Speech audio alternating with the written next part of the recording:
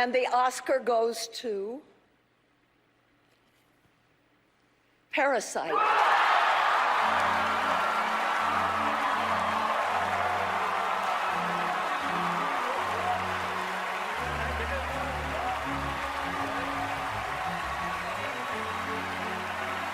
Parasite has 6 Academy Award nominations and is the first film not in the English language to win Best Picture, winning 4 Oscars tonight.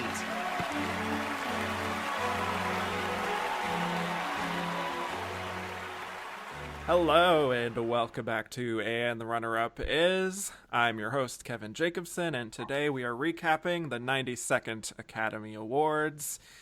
Parasite is our latest Best Picture winner. Probably safe to say that 1917 is our Best Picture runner-up, so whenever that episode happens, that's the one. So to join me to recap this wild result and also shaky ceremony, I have 2 wonderful guests who have been on my show multiple times now. First off, she joined me for Saving Private Ryan in the films of 1998, Raging Bull in the films of 1980, an episode of On Second Thought about American Hustle that one time, and also a recap of last year's Oscars, senior editor at Gold Derby and stats queen Joyce Eng. Hello, stats queen. I like that. Yes.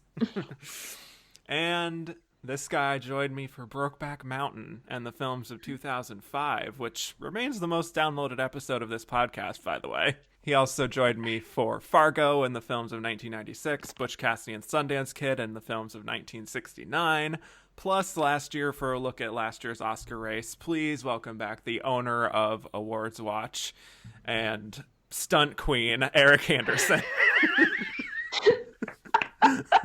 I was going to say, I usually get Stat Queen, but I'm absolutely okay to take Stunt Queen today. Stunt Queen is so much better than Stats Queen, though. But, we can share the crown. It's true. I'm going to do death drops on this podcast, every couple minutes. Please. If only this were a video show. Oh, Lord. So, yes, thank you both for joining me. I'm very excited to have you both here to talk about some of the historical stuff here, since you both have a good mind for that. And let's just jump right in with our general thoughts on the ceremony, the big wins, the highs and the lows, just your general feeling on this ceremony. Let's start with Joyce. The ceremony itself, I thought, was pretty unevenly produced, and especially when you compare it to last year, which was pretty smooth. And I think one of the key reasons for that was that last year there was just so much controversy leading up to the show. It was like every day there was just new drama with the Oscars and what their ineptitude and the hosting situation with Kevin Hart, and then presenting or not presenting the below the line categories and performing or not performing all the song nominees. So I think there was just a lot of expectation last year, an interest last year, see how badly they might fuck up or not. And I think that sort of I don't know, encourage them to focus and actually put in effort. Not to say that they didn't put in effort this year, but they wanted to prove people wrong that they could actually pull off a good show without a host last year. And I thought they did a good job last year. This year, I feel like there was just absolutely no buzz at all in the lead up to the show. I don't know if that's just because the season was shorter, but there was no drama this year in the lead up. Everything went pretty smoothly, which is a good thing. And they did all the quote unquote right things. They announced all the acting winners from last year will return to present. They announced that all the song nominees will be performed. So things that would make people happy. So there's nothing to talk about, nothing for, film Twitter to get angry about. So I felt like there was just kind of the lack of buzz there. And there's, also the films involved. Last year, there was anticipation for Shallow and Gaga and Bradley. It's not the same situation this year. So I felt like they just sort of dropped the ball in that way. And then the whole thing with presenters introducing presenters and then just 3 of the performances not having introductions. It was just wild, some of the decisions they made. Yeah. And how about you, Eric? Yeah, I'm in the same boat. As terrible as half of the winners were last year, the show itself was really well produced, and even with an opening huge Queen Bohemian Rhapsody tribute, it was appropriate, and it was really like it got everybody on their feet. But just the actual introduction and movement into it was pretty great, and people already did know that it was going to happen, so there was anticipation for it. Nobody knew what Janelle Monáe was going to do or when she was going to do it, so the show started in the weirdest, like, is it starting kind of way. It just sort of like plopped down, and it was there was no, I guess, excitement or buildup or like, oh my God, this is going to happen or anything. It just felt so weird and jagged. And then the performance itself was fine. Billy Porter was fine, but it did the thing that the Academy kind of does sometimes, where it realizes that it fucks up somewhere, and so it tries to smooth it over. And so all of these dancers are in costumes from 2019 movies, doing whatever dancing that they're doing. And I had like flashbacks of the Crash interpretive dance when I was watching this, and it was really, really upsetting. But you have costumes from Midsommar and Us and Dolomite, and I'm like, you guys did not fucking nominate these movies, so get the fuck out of here with trying to like smooth this over and make it look like something it's not. It was weak sauce. But I'm with you, Joyce, too, that the transitions were really awkward. The little mini opening with Maya Rudolph and Tina Fey and Amy Poehler last year was brilliant, and they were really funny about it. I didn't think that Chris Rock and Steve Martin quite gelled in the same way, but again, that was also a way to make fun of the Academy for its lack of diversity by acting like they were in on it. It was just so weird. And I hated almost everything about the production of the ceremony, and it's too bad. It was, I believe, the first dual female producing pair in the history of the Oscars, Stephanie Alon and Lynette Howell Taylor. And these are film and television producers, and it's just not quite the same as producing a live show. And I think there maybe needs to bring maybe some people from theater that have a better understanding of momentum and pace with a live production, because so much of that was missing. Yeah, I will largely agree with both of you. I think it was mostly a mess on a production standpoint, and it just felt very random from moment to moment without a real strong, coherent message and through line throughout. I mean, yeah, the presenters for the presenters is just wild, and the fact that there were multiple songs that didn't even have presenters to them. Like, I get that we did that last year with Shallow, and it was a big moment, and it was very beautifully produced there, but like that did not work.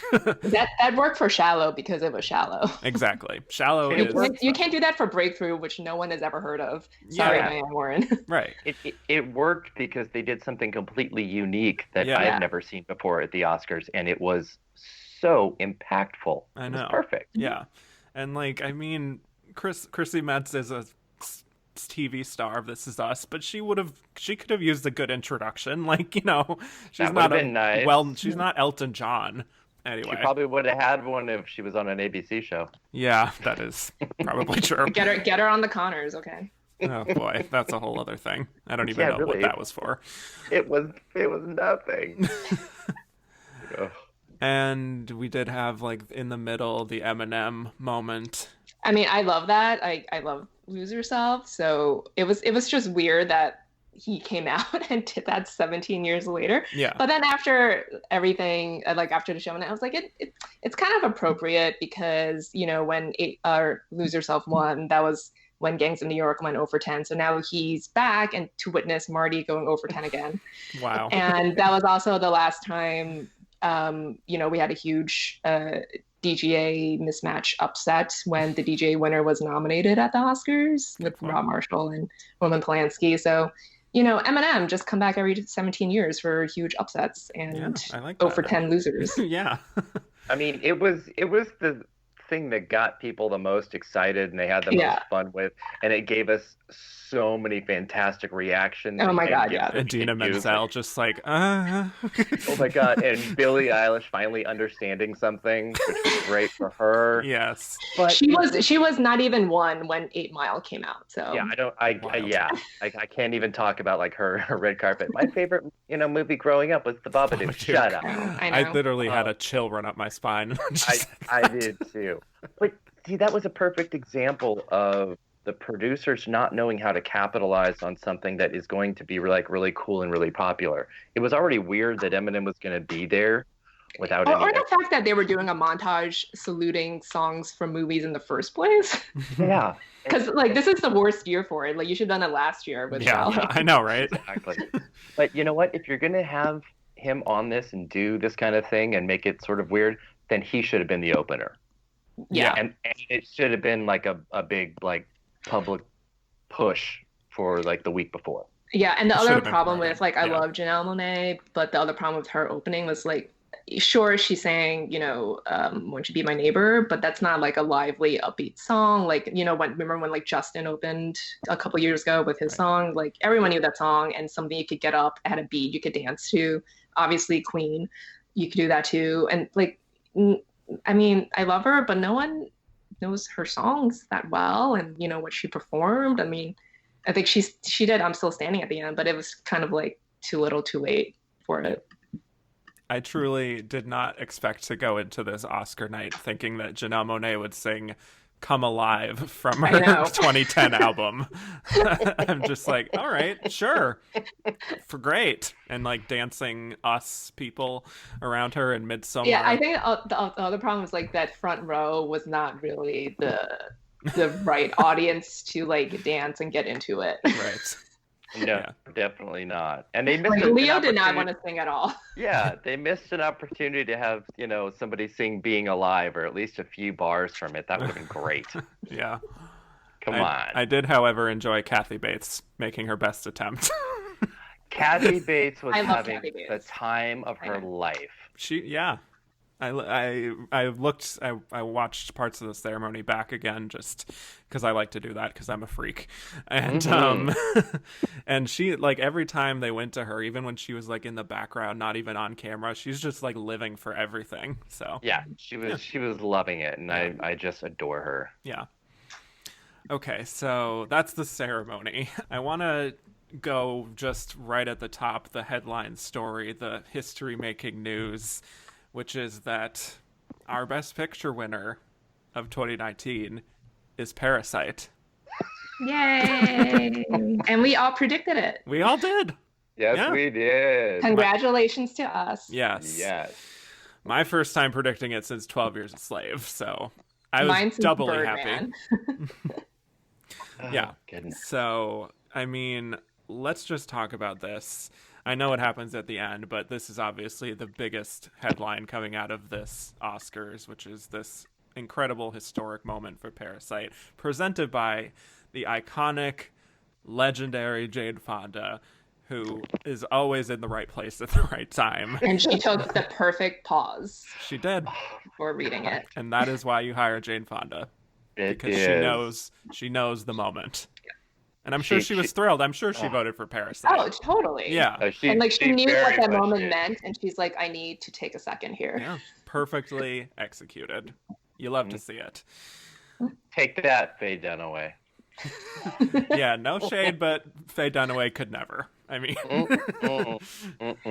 I mean, she read La La Land when she saw Emma Stone right above it. So yeah, she just wanted her cashew. She was done. I know. Like, I'm out of here. Where's that little homosexual boy? Oh, God. Let's just talk about this. Parasite is our Best Picture winner. What does this mean for the both of you? I'll let Joyce go first. Okay. I'm ecstatic because the Best Picture of the year, unlike last year, actually won. But there is like quite a bit of whiplash to go from Green Book to Parasite. But I think that just kind of reflects this weird space that the Academy is in right now. Like they're trying so hard, to be more inclusive. And I mean, we could talk about this a little bit later, but I felt there was just so much performative, like white guilt energy on the show. Like I texted that to my friend, like with all their presenters and everything they were doing and all the banter and jokes during the show. So, it's weird to go from that to this, but I think it's just them like wrestling with their identity right now. And cinema is global, and yes, the Oscars is an American show, or as Bong Joon-ho would call it, a local show. But it's time to embrace, there's amazing films all over the world. And, if Parasite couldn't be the first non-English language film to do it, like, I honestly don't know, like which one could in the future, because this was the perfect movie to do it. Like, this was not Roma, sorry, Roma. But, it didn't open with 4 minutes of someone mopping a floor. Like, this was a crowd-pleasing, accessible film that everyone loves. If you've seen it, like, you talked about it. If you haven't seen it, you heard about it and you wanted to see it. And it was just, like, the film of the past, 9 months since it premiered at Cannes. And I mean, I'll admit, I didn't think you could do it. Like early on, like I predicted it to get nominated, but I think, we all kind of play it safe with films in another language just because it's never won before. But it was hard to deny at a certain point that it actually had a chance of winning, because it just kept exceeding expectations as the season went along. And I do think like 1917 was the safe choice. And like when people ask me what they should predict in their office pool or whatever, like I told them that like 1917 is a safe choice, but I think Parasite can do it. So yeah, and I mean, I predicted picture, not director, which I think is the bigger upset. But I guess we could talk about that in a little bit. Yeah, I'm with Joyce. This was my favorite film of the year by a pretty large margin, and its win is such a culmination of time and place. Timing is always so important when you're talking about the Oscars, because every year is its own bubble of everything that's happening around this, socially, politically, whatever it is. And so this win is monumental and it's historical, and I want us to get into the sheer volume of history and statistics that this win encompasses. But I think you can look to like Moonlight's win was right after the 2016 election, and I think its win was not largely but partly spurred by that. I think Green Book's win was equally created and happened in the bubble of being in the middle of a political administration that was extremely stressful and racially divided, and voters found a salve that was a really, really easy, basic one and an uncomplicated one in order to do it. And now we're here with the year of another election and an incredible amount of fire and passion and drive for something better, but also too, because I was just having this conversation yesterday with somebody that the only really great thing that can come out of political turmoil is the creation of fantastic art. And it's generally when art thrives the most because it has the most to say. So obviously, Bong Joon-ho is not American, and he's not responding to American politics. He's responding to politics and class structure in Korea. But there's that exists here in the United States as well. And in the midst of unrest in the world, and that it is so very class and social structure driven, it is an incredibly universal story. And I don't know who would not really be able to get something from it. And it's just an extraordinary win. Yeah, beautifully stated. I will pretty much agree, absolutely, that, I mean, this was my favorite film of the year as well. Again, by a large margin, where it just was like, you couldn't go anywhere without people who have seen Parasite just raving about Parasite and wanting to spread the word to everyone around them to see Parasite. And I think that was a huge underdog factor there, where it became a narrative in and of itself. And I just want to say this other thing that involves the entire awards process. I think it's really fantastic that a film like Parasite can come in and win this, despite us a year ago not even having this on our radar. I mean, we had Once Upon a Time in Hollywood, The Irishman, all of these big all-star movies from beloved directors that people were just predicting to get up to this echelon a year ago, sight unseen. And then here's this other film from Bong Joon-ho, who has never been nominated at the Oscars. I mean, no South Korean films have ever been nominated for Oscars until now, where it just won Best Picture, which is a whole other story to itself. But just the fact that this movie, on its own merits, got there and people just loved it and they made it happen, I think is kind of incredible. And I love that this happened. Same thing with Moonlight. Very similar story, where that really felt like its own underdog story, that was not on people's radars either a year before. And it just moved forward on the strength of the film itself, as opposed to the people involved in it. And I think that's one key thing that I'm hoping continues in future races here. Yeah, definitely. I mean, I'm just thinking back. I mean, even as late as like August or even like early fall, when the festivals are starting, people still thought this was going to be like a Tarantino Scorsese showdown. Yeah. And like I'll admit, like I mean, I only ever had two films at number one, and that was Once Upon a Time in Hollywood, and that's only because it opened first and I had seen it.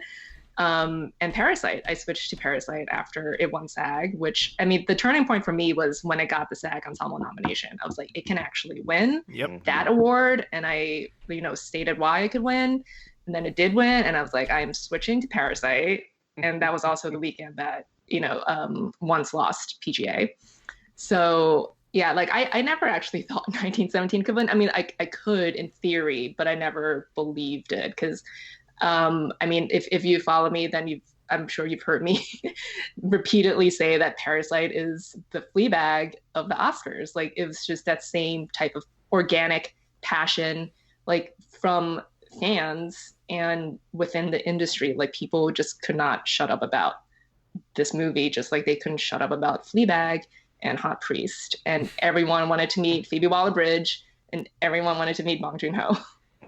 And let's give it up to him for just being on the campaign trail so aggressively. But him and Sharon Choi. Exactly. Who is the MVP Sharon Choi here. Is the goddamn queen. Yeah. Yeah, the thing that struck me was that Bong Joon-ho and everything this season reminded me so much of Guillermo del Toro and his personability and likability and accessibility as a filmmaker and as a film fan, even more so. And that just spoke to people. It absolutely did. It's undeniable that Neon knew what they had when they had it, and they took the film, even though it came out in October, was at like every goddamn festival. It was everywhere, and Bong Joon-ho and Kang Sung-ho were there and Sharon Choi, everywhere having conversations. I had a 20-minute conversation with Bong Joon-ho just alone. Hmm. It was crazy. It was bizarre. And he was hilarious because I met him the night before I saw the movie, which was really scary. And I said, I have to tell you, I'm not seeing it till tomorrow. And he's like, okay, well, cool. Let me spoil the entire movie for you right here. And it was hilarious. He's He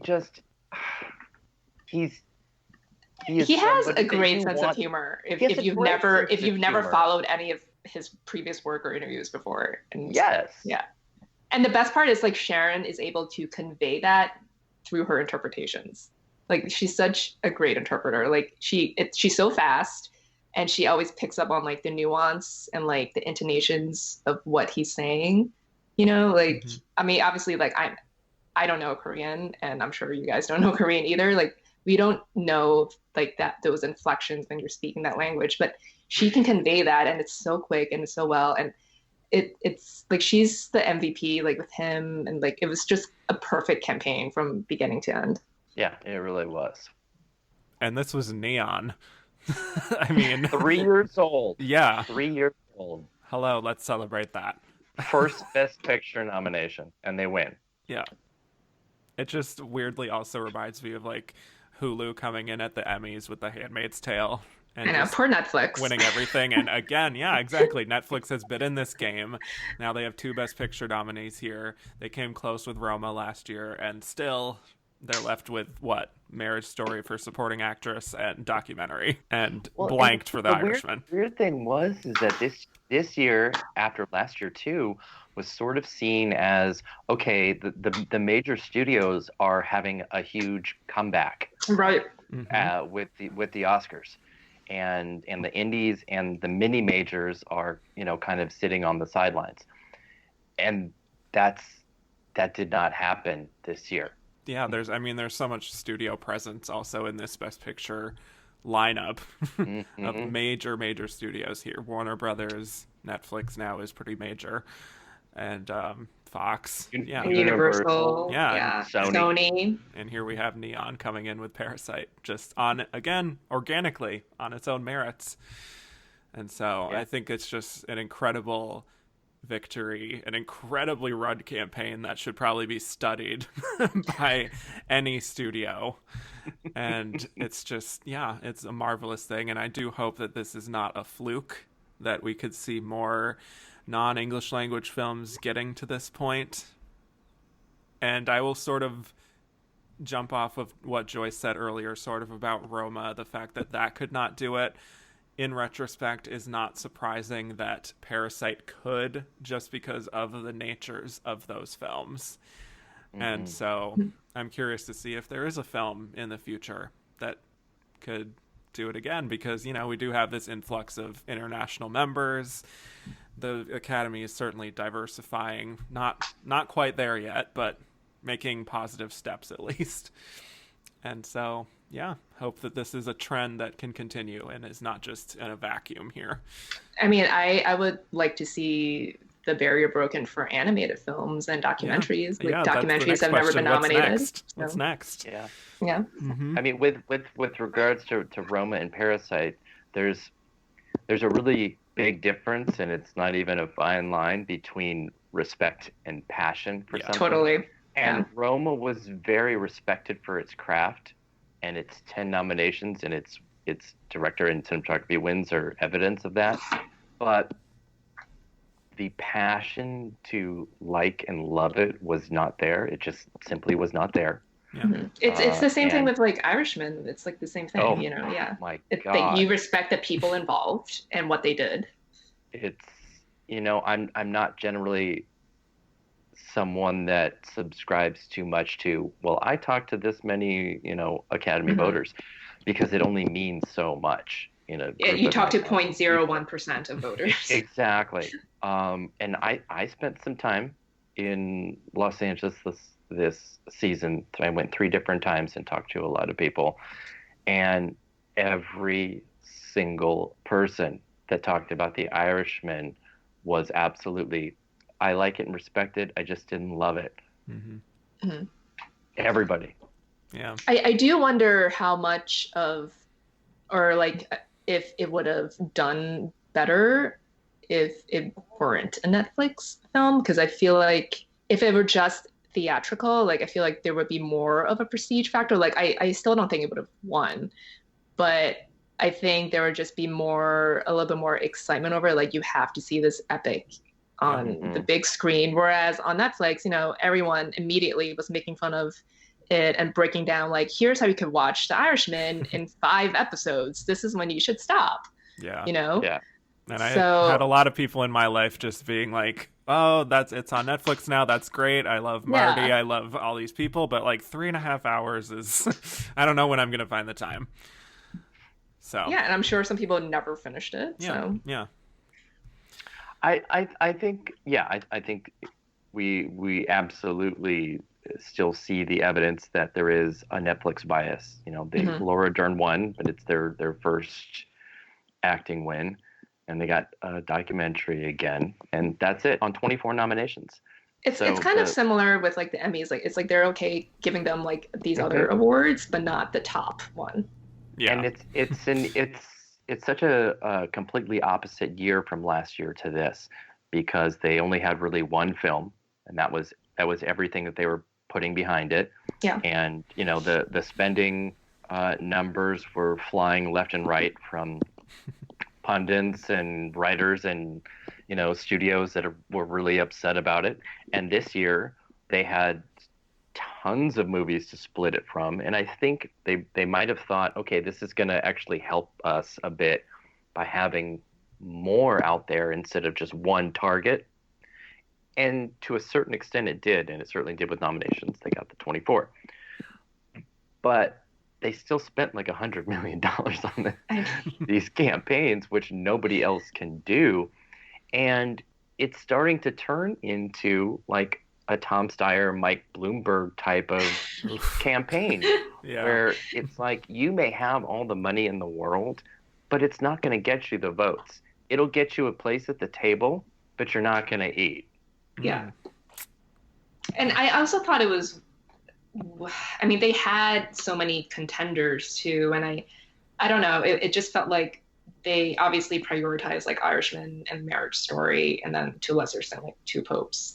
But like Dolomite pretty much got the shaft. Yep. Like it was just, here you go in October, and like that was pretty much it. And so it's like they don't know how to like give each of them. I like they're still pretty new to this. They have the resources, but they don't know how to use what they have well. And didn't I just see, maybe I'm making this up, but like a couple weeks ago they said they were like cutting some staffers from their like publicity arm or something from the marketing. Right? Oh yeah, well, because I mean, I don't know if that's related, but it's not, and it's not related like specifically to the awards element of it. It's because they're going for a much more global reach, and so their focus is going to be more global, and that was the main reason for it. I mean, I like, one of my friends actually works at Netflix, but on like the corporate side, so she doesn't really know much about like their actual campaigning publicity, but she would tell me like, yeah, they're having another event like here in New York, are you going, and stuff. And I'm like, there's so many events, like what are they doing? Mm-hmm. Yeah, even I'm getting those emails. It's a lot. But I want to go back to some of our winners here. Yeah. Not these losers. Not these losers. So just to wrap up the Parasite aspect of this, obviously it wins Best International Film, presented by Penelope Cruz. Don't love when that happens. I hate when they do that. It's the worst. Like, you should not pair presenters if they are in a project that's nominated. Yeah. No, ever. And like, we all knew it was going to be Parasite anyway. She knew it was going to be Parasite, but it's still awkward. Yes. And I wish Selma Hayek had done it, because she would have given the appropriate response. And the Oscar goes to Parasite. And From Canada that Water. Great. And From Canada Water, legendary. So obviously an expected win, but very early in the night we had the best original screenplay presented by Diane Keaton and Keanu Reeves, Oh my which is a whole God. other aspect of The this. Something's Gotta Give reunion of my dreams. Yeah. So And they should have ended up together. whatever Diane Keaton is on, I want it. I want her coat. That was an amazing coat. Yeah. I mean, Yeah, she was having a moment of like, here's the edibles they just hit. I know. And then she was about to pull a Liz Taylor and open the envelope before the nominees were read. I was like, girl, what are you doing? thank God Keanu was there to just control the situation. And she's just like, here, you read it. But And I'll bet anybody $10 Billie Eilish thought it was the Babadook. She must have been so excited. my hero, gay icon, the Babadook. Anyway, so I really like Billie Eilish. I'm No, I not do just too. ragging. I Yeah. love her, but oh my God. She just makes you feel old, that's all. yeah, It's just it's fun to unsettling. tease. She's literally 18 years old, guys. I mean, I Like I- from like 8 weeks ago. yeah. All right, so Parasite wins this original screenplay award. A lot of people were predicting this, but it wasn't necessarily a guarantee. People were like, "Oh, Tarantino might win his third." I know he was actually wanting to win his third. That was he actively was pushing for that after he. Really I wasn't feel getting like he director. knew he wasn't winning. Yeah, I know. By the end, it's after he loses at BAFTA. yeah, after BAFTA. Yeah, but I mean, this was a good early sign. It was a great win. They're the first Asian writers to win any writing award. Yep. Finally. Yeah. Yep. Yeah. Oh my God. The sheer amount of firsts is. I have my list in front of me, and it's absurd. Yeah. It's so many things. Mhm. It's incredible. Yeah, and I do like the that they brought back that presentation that I think they started at the 82nd ceremony when they read the screenplay nominees and they read like actually from the script, like the scene directions and the dialogue. Oh, I love highlighting that. the scripts. Yeah. Yeah. A lot of the love- presentations of the categories were really strong. I will give them that. Yeah. But I wish they went full screen for those because they did not go full screen. This is true. Yeah, that's a good point. But like the clip montages for performances. Oh my God, I love a good montage. That's how you do a montage. That was Yeah. great. That was awesome. Really great. The only thing that wasn't good is that then you had that weird moment because they didn't announce anybody's names. They just did the montages, and then the presenter announced the nominees. And Yeah, that was weird. It was an awkward transition from that to that, but I will always say yes to clips. Mhm. Yeah, because sometimes when they do clips when the nominations or the nominees are being read, sometimes they pick a good scene, but sometimes they pick a terrible scene. And then they have to cut it short, obviously, because they can only show like 20 seconds of it. So it's just not good to highlight that for any casual Oscar viewer who's never seen that movie before. Right. Oh, So the yeah. montages were good. Yeah. Totally. Of course, our other Parasite win, I will say, truly the biggest blindside of the night for me. Amazing. Even more than picture. Oh, is way more. Bong Joon-ho winning Best Director. Amazing. Presented by Spike once Lee. he won that, I was like, it's winning picture. Yeah. It almost screamed. made Best Picture anticlimactic. I know. I know. I was like, But how I do knew, you... yeah. but some people still thought, even after he won director, that it would lose because of the preferential ballot. But I always believed that Parasite benefited from the preferential ballot. Yeah. Absolutely. Because I always thought it was a top 3 film, no matter what. Even if you were one of those people who are like, I'm only going to vote it for international and not make it my number 1 on picture. But it could still be your 2 and 3 as long as it's above 1917. It's a Right. vote for it. Right. Yeah. Yep. Yeah. And I think sometimes, voters still don't understand how it works. Totally. So I think, sometimes that works to the advantages of movies in ways that they don't realize are going to work. Yeah. I will say that in Spike Lee's presentation, the way he was just like looking at the card, I was just like, is there a mistake? What's happening? Did he just go rogue and just announce Bong Joon-ho?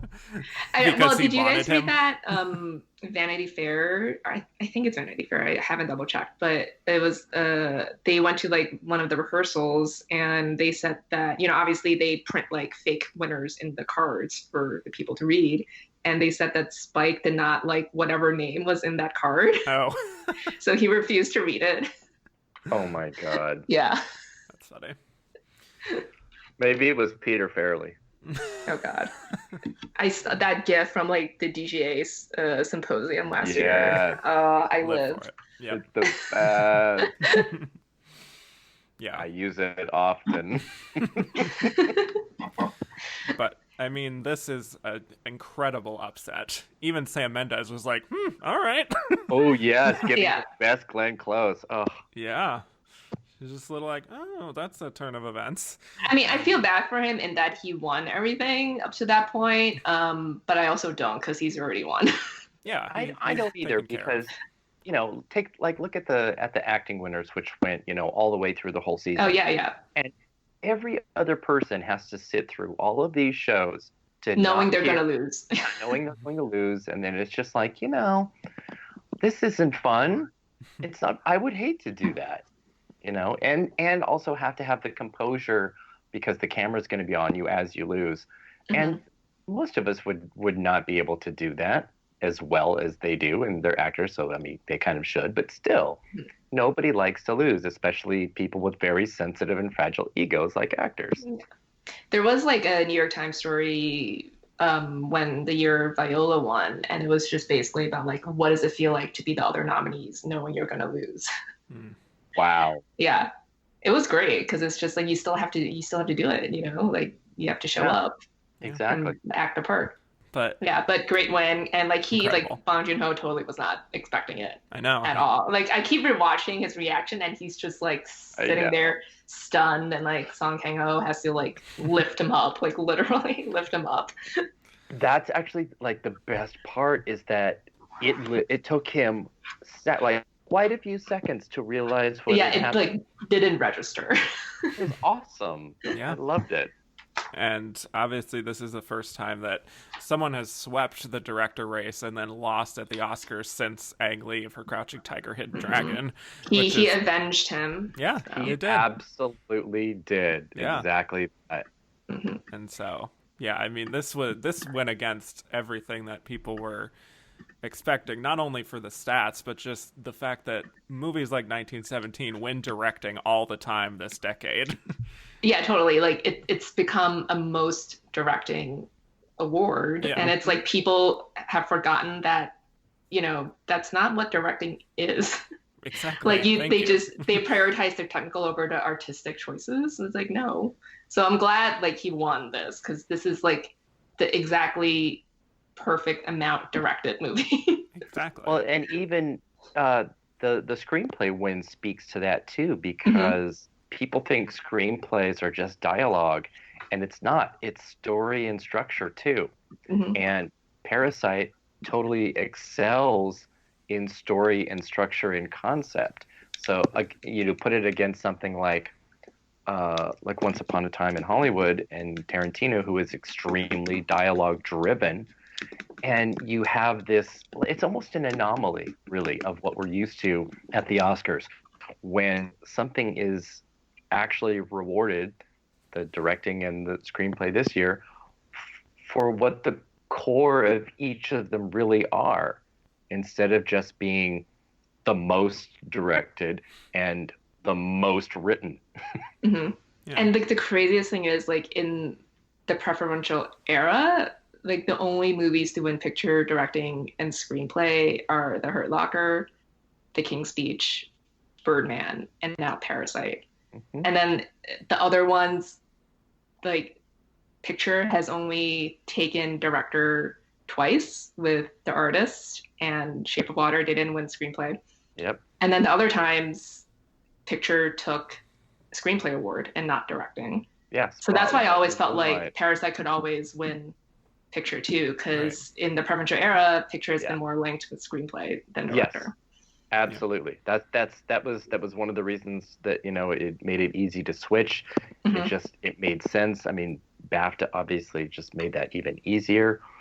But almost to your point earlier, Joyce, the SAG nomination alone really should have been enough, because you don't need to win SAG, you just need to be nominated, except for the last couple of years, but still, Yeah. traditionally, that's how it's been.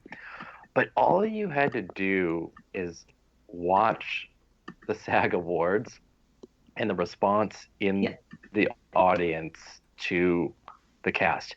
Not even for the win, but for the nomination announcement during the show. Yeah, when they They when got they a came standing out, ovation. I was like they're winning One of the later most in like incredible an hour and a things. half. Yeah. I've never seen that before, and it was just like, okay, now Yeah, what? This is a you know, moment. Yeah. Yeah, like SAG-AFTRA, especially since the murder, like no offense if you're a SAG voter, but like that's like the most basic group of the Yeah. awards bodies. yeah. Like they just love broad populist things, and they vote so early too. So they missed the boat on a lot of things, and they love to rubber stamp people, like Alec Baldwin 7 years in a row. But anyway, like if like Parasite can break through to them, like imagine how much it will and did break through with the more diverse and international academy, you know, like Yeah. it's like that was when I was like it can actually win, and then it won SAG. I was like it's winning. Well, so then we talked a little bit about it, but what do we think this actually means for the future of international films and the ability to win Best Picture? Because, I mean, this only happened for Parasite because it was so far out ahead in the conversation for a non-English language film, and everything else, whether it was Pain and Glory or Portrait of a Lady on Fire or anything, it just the separation between first and second there in the conversation was so dramatic. And I have to think that in order for this to not just be a one-off, and it's kind of a worry for me because the Academy does sometimes like to do something once and feel like, okay, we've done it. Yeah. We've Totally, done it. yeah. We don't have to do it again. And we see it all the time. So I have to wonder what it will take for this to happen again. It seems really, really difficult. Yeah. I was thinking about that too, because I was like, Parasite was just like a unicorn. Yeah. Yeah. Like we've I'm never afraid. seen anything like it before. And I feel like I feel like people would be more receptive, maybe hopefully. Like if you don't typically watch films not in English, maybe you might check out more, you overcome that 1 inch barrier of subtitles. So, but I still feel like there needs to be that like same kind of like accessibility factor to not just voters in the academy or just in the industry at other groups, but like to the general public. Because I think it needs like Parasite appealed to everybody. Like it didn't matter if you were like a cinephile or like awards buffs like us or just like a regular moviegoer. So I feel like it needs that, even though there are obviously so many great films from all over the world in another language that are not as accessible, I guess you could say, as Parasite. But this is a step in the right direction. So I don't know when we'll see. Like I'm not gonna say like next year we're gonna have like 2 like foreign language nominees in Best Picture, but it's a step. Yeah. It's more likely now than ever before, which is definitely a positive step. Yeah. And yeah, I do think they do have to have a level of engagement with an English-speaking audience to really get there again. And also just on an awards level, Bong Joon-ho and the entire cast were so charming everywhere that's a whole other factor that I'm sure. It is like that's the thing. It can't just be a good film. Right. It has to be all of those things. Right. So, but that's always been the case for anything or any person that is or group that is outside of the statistical norm, is that they have to do twice as much just to get to the same playing field. Backwards and heels. Yeah. And backwards and heels. Exactly. Yeah. I'm so hopeful that this can open up the door and not just be a one-off. I mean, it all happened in a confluence of events that allowed this to happen, and I want We're more. gonna get another Green Book next year, guys. Hopefully, yeah. Hopefully, it's not like a response next year, like, "Oh, take America back." Well, It depends on what happens As we in saw November. a few, Okay. It a few absolutely tweets about depends it. on what happens in Yeah, November. this is very true. Yeah. Anyway, so I want to get to some of these acting winners. Obviously, there's not a lot to talk about here, but Joaquin The Phoenix. second sweep ever. Yeah, only 2 years after the previous one. Not Yeah. loving this precedent, but Joaquin Phoenix is our Best Actor winner for Joker, Renee Zellweger for Judy, Brad Pitt for Once Upon a Time in Hollywood, and Laura Dern for Marriage Story, which is a very friendly sort of acting class here compared to like we've seen in so many recent years how there's always like a newcomer that just captures everyone's attention. Here it's just like these are four very established people in the industry steamrolling through. Yeah, So, it's like 3 career wins and a comeback win. yeah. Yep. So, And I mean, I don't have any problem with any of them winning. That's like, I love all of them. I just think it's so boring when people sleep. It's so boring. Like, give me some excitement, other It groups. it is, and I wonder, and we didn't really talk about it with Best Picture. Maybe we will. I don't know.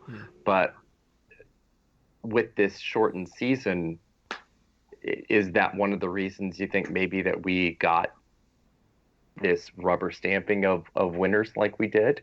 I Oh, think, totally. Yeah. I think it's maybe nobody really had much of a chance. It's It's also it's really the Globe's fault because these were already the 4 front runners. always the Globe. The 4. Yeah. I mean, like the most fun part of the season for me is like in the fall because nothing has happened yet. Like you're just Totally. seeing movies, they're just coming out, and you can predict whoever the hell you want. And I typically use that time to advocate for someone I like. Yeah. You know, like I was like Xiao Zhuzhen all the way. Yeah. Lupita And Nyong'o. everyone Yeah. had like Joaquin and Renee, and like I'll admit I had Brad too, but like that's only because I had seen it and I wasn't sure if it was going to be like Al or Joe from The Irishman. And Laura, and I was like J-Lo also with like Zhao Zhuzhen, and like guys, support other people. Yeah. And then the Globes, they could have gone another way, like they did like Aaron Taylor Johnson 3 years ago, which was crazy. And then we went back to Mahershala. And like last year they went with Glenn instead of Gaga, like we thought they would. They could have gone a different way with like Scarlett, instead of Renee. I think Joaquin was always winning the Globe, but they could have done something somewhere, J-Lo with the Globe, and they didn't. They just affirmed the frontrunner status, and then we literally had an award show every week after that, except for the Grammys weekend. It was just like watching a rerun every Sunday. Yeah. It's interesting too because they kind of just barely squeaked by. Only Renee plays a real life person, like a real life person. Because I'm not going to really consider Laura Dern's character a real life person in the same way. And that has always been such a staple for any awards bodies, especially the Oscars. So when people were like trying to toy with the idea of an upset in actress, I was like, look at everybody else that's winning. You're not going to get 4 fictional characters. It's just not going to happen. Hey, we already got it 3 years ago, and that was the first time in 19 years. Yeah, it's just extremely, extremely rare. It's to your point though, a moment ago, Joyce, before anything happens, when you're in this, sort of festival malaise of September and October, you're right. It is the best opportunity to advocate, and stories and comments always come out just before the Oscars of what is the job of a pundit and what is the responsibility of people that predict and have a platform to predict. Do they use it, or should they take the opportunity to advocate for something outside of the rubber stamping that we've seen?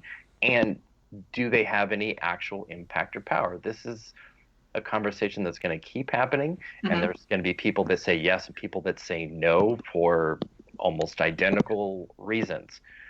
But I do think, and we have clearly seen evidence and proof where early advocation of a performance at least puts it on the radar of voting bodies that might Yes. not have before.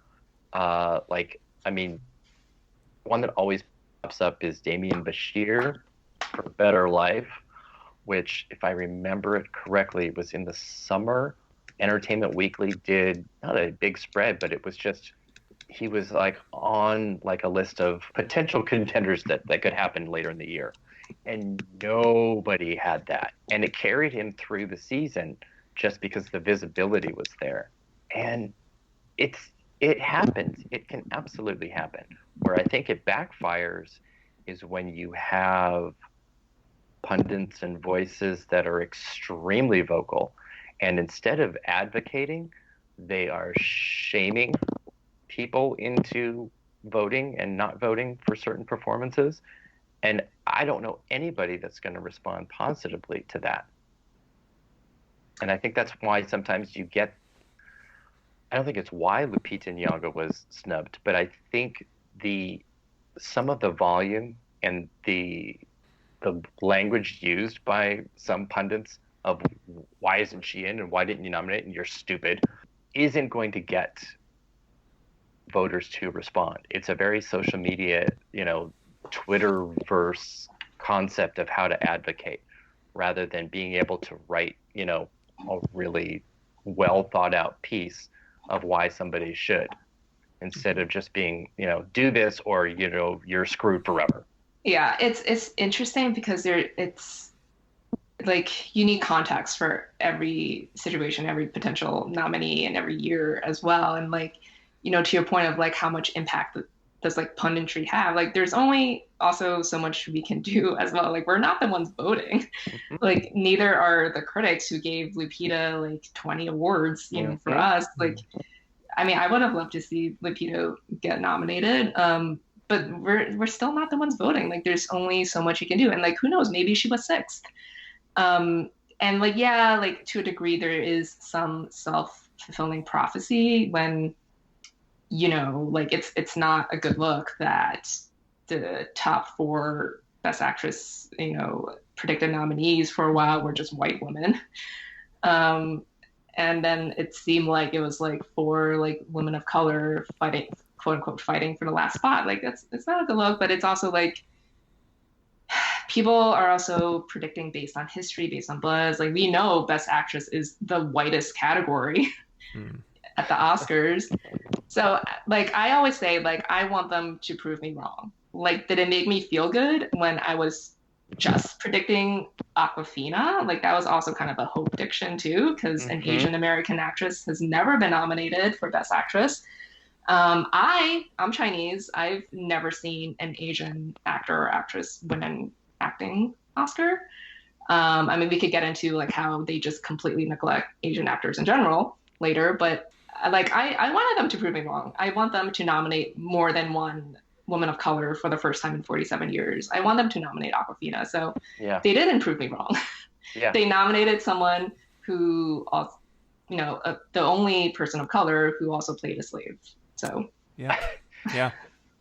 for all the progress in other areas, it was so intensely regressive. It's glaring. I mean, I will say I think there is a level of responsibility with punditry where it does become a self-fulfilling prophecy where you want to be right because of history, and so these are the options that are presented to the Academy, and this is what they've narrowed it down to like 20 performances or so, maybe not even that much, probably 10, and these are the things they vote on, and everything else just falls by the wayside. And it's just because this was history, this is what we think you will like, and then they pick the things that they like because that's what's presented to them. And it's just, I do think there is a level of responsibility from the start where we shouldn't just be predicting the same old Scorsese and Tarantino types of films just from the start. We should let these things flow more organically and see what people are just responding to in the moment. So I think that there's something there that could be done for like the future for next season, to where we're not just saying Renee Zellweger is playing Judy Garland. Definitely gonna have a nomination at least, and probably a win. Sight I mean, unseen. the most hilarious thing is that, like, yeah, a lot of people were thinking it's going to be like Irishman versus Once Upon a Time in Hollywood. Yeah. And then, 1917 was organic. It came literally at the last moment. And then I think a lot of people also ended up predicting it for Best Picture and Director, like we did, based on history, based on precursors. Like, we also know, like, 1917, it's a war film. Like, they've historically given Best Picture to war films. They like war films. And it's kind of that, in that vein of like a 90s Best Picture winner. Yeah. So they could have gone back to that as well. So I totally understand why people were predicting that to win Best Picture, in addition to the fact that it won Best Picture at all these other precursors. I'm mulling over what we just talked about and the responsibility of predictors and pundits as a person who literally just posted 2021 Oscar predictions for Best Actress, like moments before the podcast started. And looking very honestly at my reasons for what I decided to highlight. And I certainly picked out, biopics. We've got Aretha Franklin and Billie Holiday and Ma Rainey and Tammy Faye Baker and Marilyn Monroe. And you're just like, are we ever going to get away from biopics, even super basic ones? I don't know. I mean, there's yeah.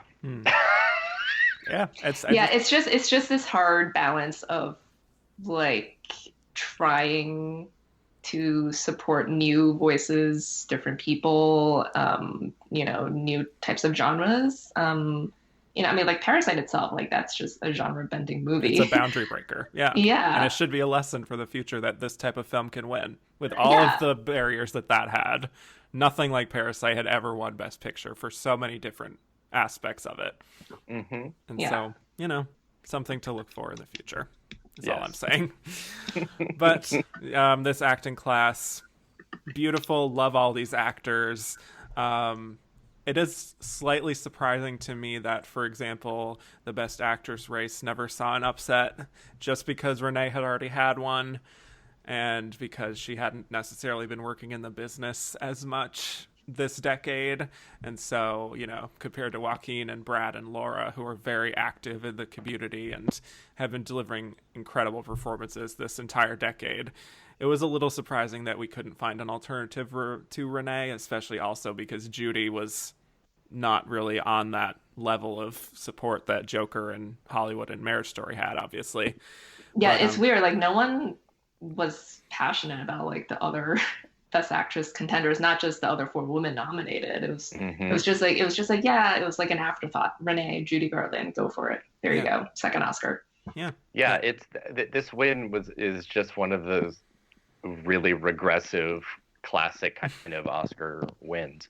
But to Zellweger's benefit, she did an amazing job during. I really enjoyed her campaign. in the movie. Yeah. I met her at Telluride and talked for a bit, and she did a wonderful conversation after the screening of the movie about why she was away from movie making for so long, or at least one of the reasons why. And I think people were absolutely ready and excited for a comeback, because Hollywood is just a town that loves to watch people fail as much as they love to watch people have comebacks. And it's like, the most horrible relationship that you could have, where you're striving for the love of the person that doesn't want to give it to you. You keep giving them everything of you until you just break. And that's sort of what it was like for her. Yeah, literally. Like, in the media too, like we're 5 years ago or 6 years ago now. So just destroyed her, and she left and recouped and rebuilt herself. And she was not the same person that she was during like Chicago, which was shy and aloof and extremely self-conscious. She was the opposite. She was vivacious and friendly and talkative and excited. And, that's another thing that voters really like. Voters really like when you want to win the thing that you're going to vote for them for, period. And when you show up and when you're personable and have a really great time doing what you're doing, it's infectious. And she was. And it's the thing that put her over and didn't allow anybody else to take her place. I was going to say that's especially helpful for women to do that compared to men, like a Joaquin Phoenix, who can frown through Who's an entire like, ceremony. I fucked up dozens of times and you don't care. No, but like the thing I do like about Renee winning is that she's only the third, she's 50, and she's only the third 50-something woman to win Best Actress. And we had 2 of them this decade with Julianne Moore. Wow. Yep. So that's great. And I just put in my age stats last night and I quickly scrolled through. And this is the first time we've had 3 consecutive Best Actress winners over 40, because Frances was 60, Olivia was 45, and Renee is 50. And Glenn would have fit that too. 3 of the 5 acting winners this year are over 50. Yeah. It's awesome. It's crazy. Yeah. Fuck you, kids. Fuck them kids. Where was Octavia Spencer's narrative? Where's conventionally Wallace? So. Anyway, so like I said, happy for all of them. By the way, absolutely loved Olivia Colman's entire moment. Oh my gosh, she's amazing. I mean, she could have hosted the Oscars. She has such a natural comedic wit to her. That's so fun. Mm-hmm. I wonder, like, did she just wing that? Like, did they write something for her? And then she's like, no, I'm just going to go out and do my own thing. I don't know. It felt organic. Yeah.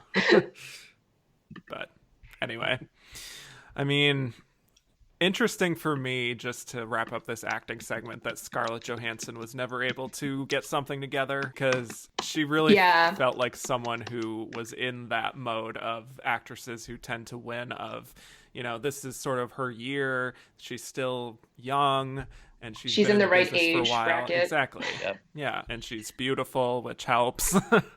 I think what's ironic about her double nominations is I think she was probably the closest to winning both than any other double nominee, because I feel like the other ones, you kind of knew, like, oh, they were definitely going to win one of them. Yeah. Like Jamie Foxx was definitely winning for Ray, not Collateral.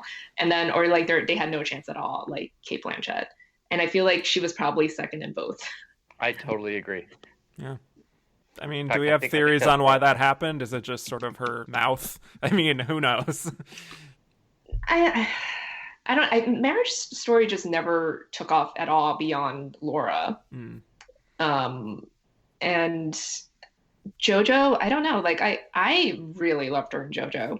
And I know some people were picking her to upset at BAFTA as well. Like, I feel like she needed a precursor for that before she could have taken the Oscar. I don't know if anyone was actually predicting her to win supporting at the Oscars. I mean, we know, like, we know, like, the industry loved JoJo. So I think she was probably closer for supporting than for lead. Mm-hmm. Yeah. I don't know. So. I think Renee was very far out in front of that Best Actress lineup, honestly. Yeah, I guess so. Yeah. And it was like weird that like Saoirse never got any traction for this being her 4th nomination at 25. I think she barely made the nomination as it was. Yeah. I think she was probably in true. Yeah. Well, speaking of JoJo, let's talk about Best Adapted Screenplay, which went to Taika Waititi for Jojo Rabbit.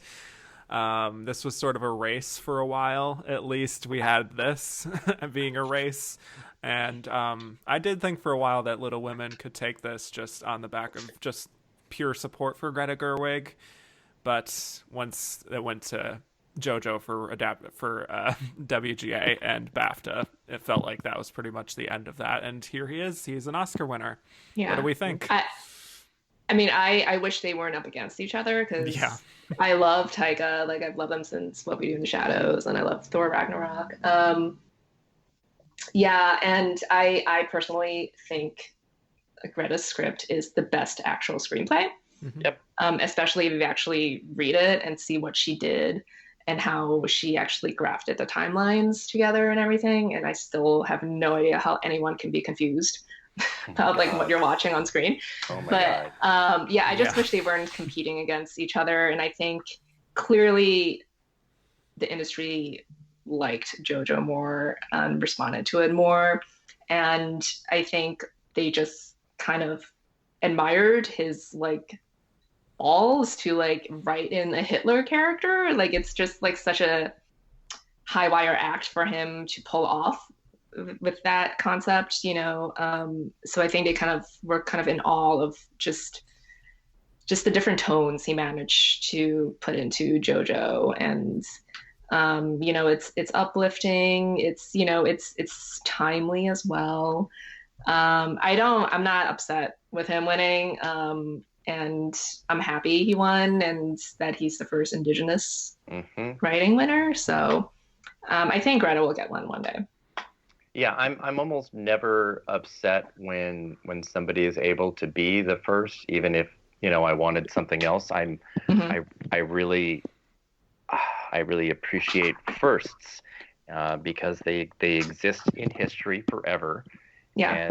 and they allow us to have conversations that can celebrate something being the first, like the female Korean producer of Parasite, who is the first non-white woman to win the Best Picture at the Oscars ever. And yes, he's the first Indigenous person to win. And you have to celebrate it while still being able to have the conversation of it took 92 years to happen. These are both conversations that can happen parallel to each other and should happen parallel to each other. They're both the conversation. There isn't just one. It's entirely possible, and I think it's important to celebrate as well as examine whys, and being able to say it's terrible that it took this long, but it's great that it has happened. Oh, totally. And the other thing too is because Greta lost, and I don't think anyone was predicting 1917 to win original. Like this is the first decade since the 60s, the 2010s, that there's been no female writing winner. Mhm. But I like when I wrote that, I made sure to point out like, but this is also the first time we've had Asian and Indigenous writing winners. Yeah. Like it sucks that this happened. I actually just blame Green Book because Deborah Davis could have won last year. So It's right there. Mhm. Yep. yeah. Very easily could have done that, but yeah. No, well, I preferred Little Women. I'll just say that just on merit. I think that was such a feat of adaptation. That is everything that category is there for. Yep. Adapting a book and, you know, screwing up the timeline and just making its own thing. I think that was just an incredible feat of adaptation that I wish was honored. But yeah, I totally understand the JoJo win here in terms of it's not only just its own feat of adaptation, because I know the book is quite different from what this film is. No Hitler. Yeah, but it just that's kind of big. yeah. Yeah. That's why he won, guys. Yeah. The inclusion of Hitler. Yeah. Well, it's a lot. It has the cleverness that a lot of screenplay winners tend to have, which was more true in the 2000s, you know, with like a Juno sort of flavor to it in terms of just the overall quirkiness. It's just, this was the place to reward Jojo Rabbit. And I guested it on another show yesterday talking about the Oscars, and we were just talking about how like Greta Gerwig will be back. I mean, her first two solo outings as a director were nominated for Best Picture. She will definitely be an Academy darling. We don't know if Taika will be the same because he has a very specific sort of aspect to his filmmaking that doesn't always jibe with the Academy. So, you know. I think he has a chance with the next goal win. Oh yeah, the soccer thing. But I also Perhaps. think he's sort of just, you know, like Bong Joon-ho. Also, I love their bromance, Bong TD for life. But he's also a beloved figure. Like everyone loves him. He's hilarious. He's just another person like you sort of want to meet and like hang out with and have a beer with. you know. So I think he might take a while, but I think he'll be back Yeah. someday with something. Yeah. You're absolutely right. He is exactly the same way as director Bong, in the sense that he is super funny, super wacky. Everybody wants to hang out with him. I got to hang out with him briefly at the Hollywood Critics Association Awards, and he is, again, so personable, so goofy, so hilarious. Yeah, he's impossible not to want to root for. Yeah. And Like that he's the person who made Thor funny. Yep. So yes, and for that He's we are Korg. eternally grateful. Yes. Yeah. yeah, and I think also like I think a lot of people, if you know him or you were kind of used to like maybe some of his other speeches that you've seen, maybe you were expecting like a funny speech from him, but I think he was clearly visibly moved by the win, and it was so sincere, especially when he got choked up at the end, like giving a shout out to Indigenous kids, you know? Yeah. So I really like that. Beautiful moment. Yeah. Okay, so let's breeze through some of these technical categories here. The below the lines. For 1917, we only got 3 wins, which I'm just going to say, for a film that won PGA, DGA, BAFTA, Golden Globe, for it to come in and just get 3 technical wins, not even director, I think that's a little shocking. Yeah, I think this is the biggest underperformance. I mean, at least I haven't looked that far back, but especially in the preferential era for a tech movie, tech-heavy movie. Yeah, it is, and it was really kind of wild that so much attention was surrounding the fact that 4 films earned 10 or more nominations, which had never happened before in Oscar history, and their record of how it all broke down was 0 and 10 for Irishman, 2 and 11 for Joker, 3 and 10 for 1917, and 2 and 10 for Once Upon a Time in Hollywood. While then you had Parasite went 4 for 6. I know, it's incredible. And if it had won editing, it could have tied The Artist with 5 this decade. I know. Yeah. Oh, I blew it on editing. Oh my god, I think a lot of us, especially mad. the Parasite, the Bong Hive, if we Yeah. were predicting Parasite for picture, I think we all thought, I mean, obviously international was a lock, and then writing, I think we all thought the next likely was editing, so I predicted it to win editing. I don't think anyone thought it would win director instead of editing. I'm so mad because I had Ford v Ferrari for literally months before it even came out, and I had never changed it. I was locked in until the couple days before the show, and I'm like, no, I'm gonna switch. Eric, you idiot. I mean, Parasite won Ace Eddie over Ford Yeah, Ferrari. I changed when I switched to Parasite for picture. So I was like, I think it should get editing because like Kevin said, it won Ace. So yeah. So yeah. But But anyway, I'm glad for Ford versus Ferrari, and I loved 2 for 4 there. I mean, yeah, and I love what the sound editor said when he was like, "This is the last picture ever made for 20th Century Fox." Yeah. So yeah, chilling. but that sound split, man. Like I mean, I All that. thought I thought like Ford had better sound than 1917, but I didn't know. I was too scared to split it, and I would have split it the other way personally. I went with 1917. I was extremely happy and proud of calling that split. It was so funny because as the show was going on, I was like, oh my God, I'm doing so well. I'm doing so well.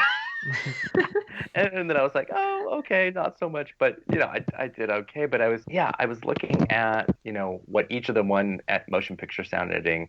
And Ford v Ferrari won the effects and Foley, which is really kind of the core of sound effects editing.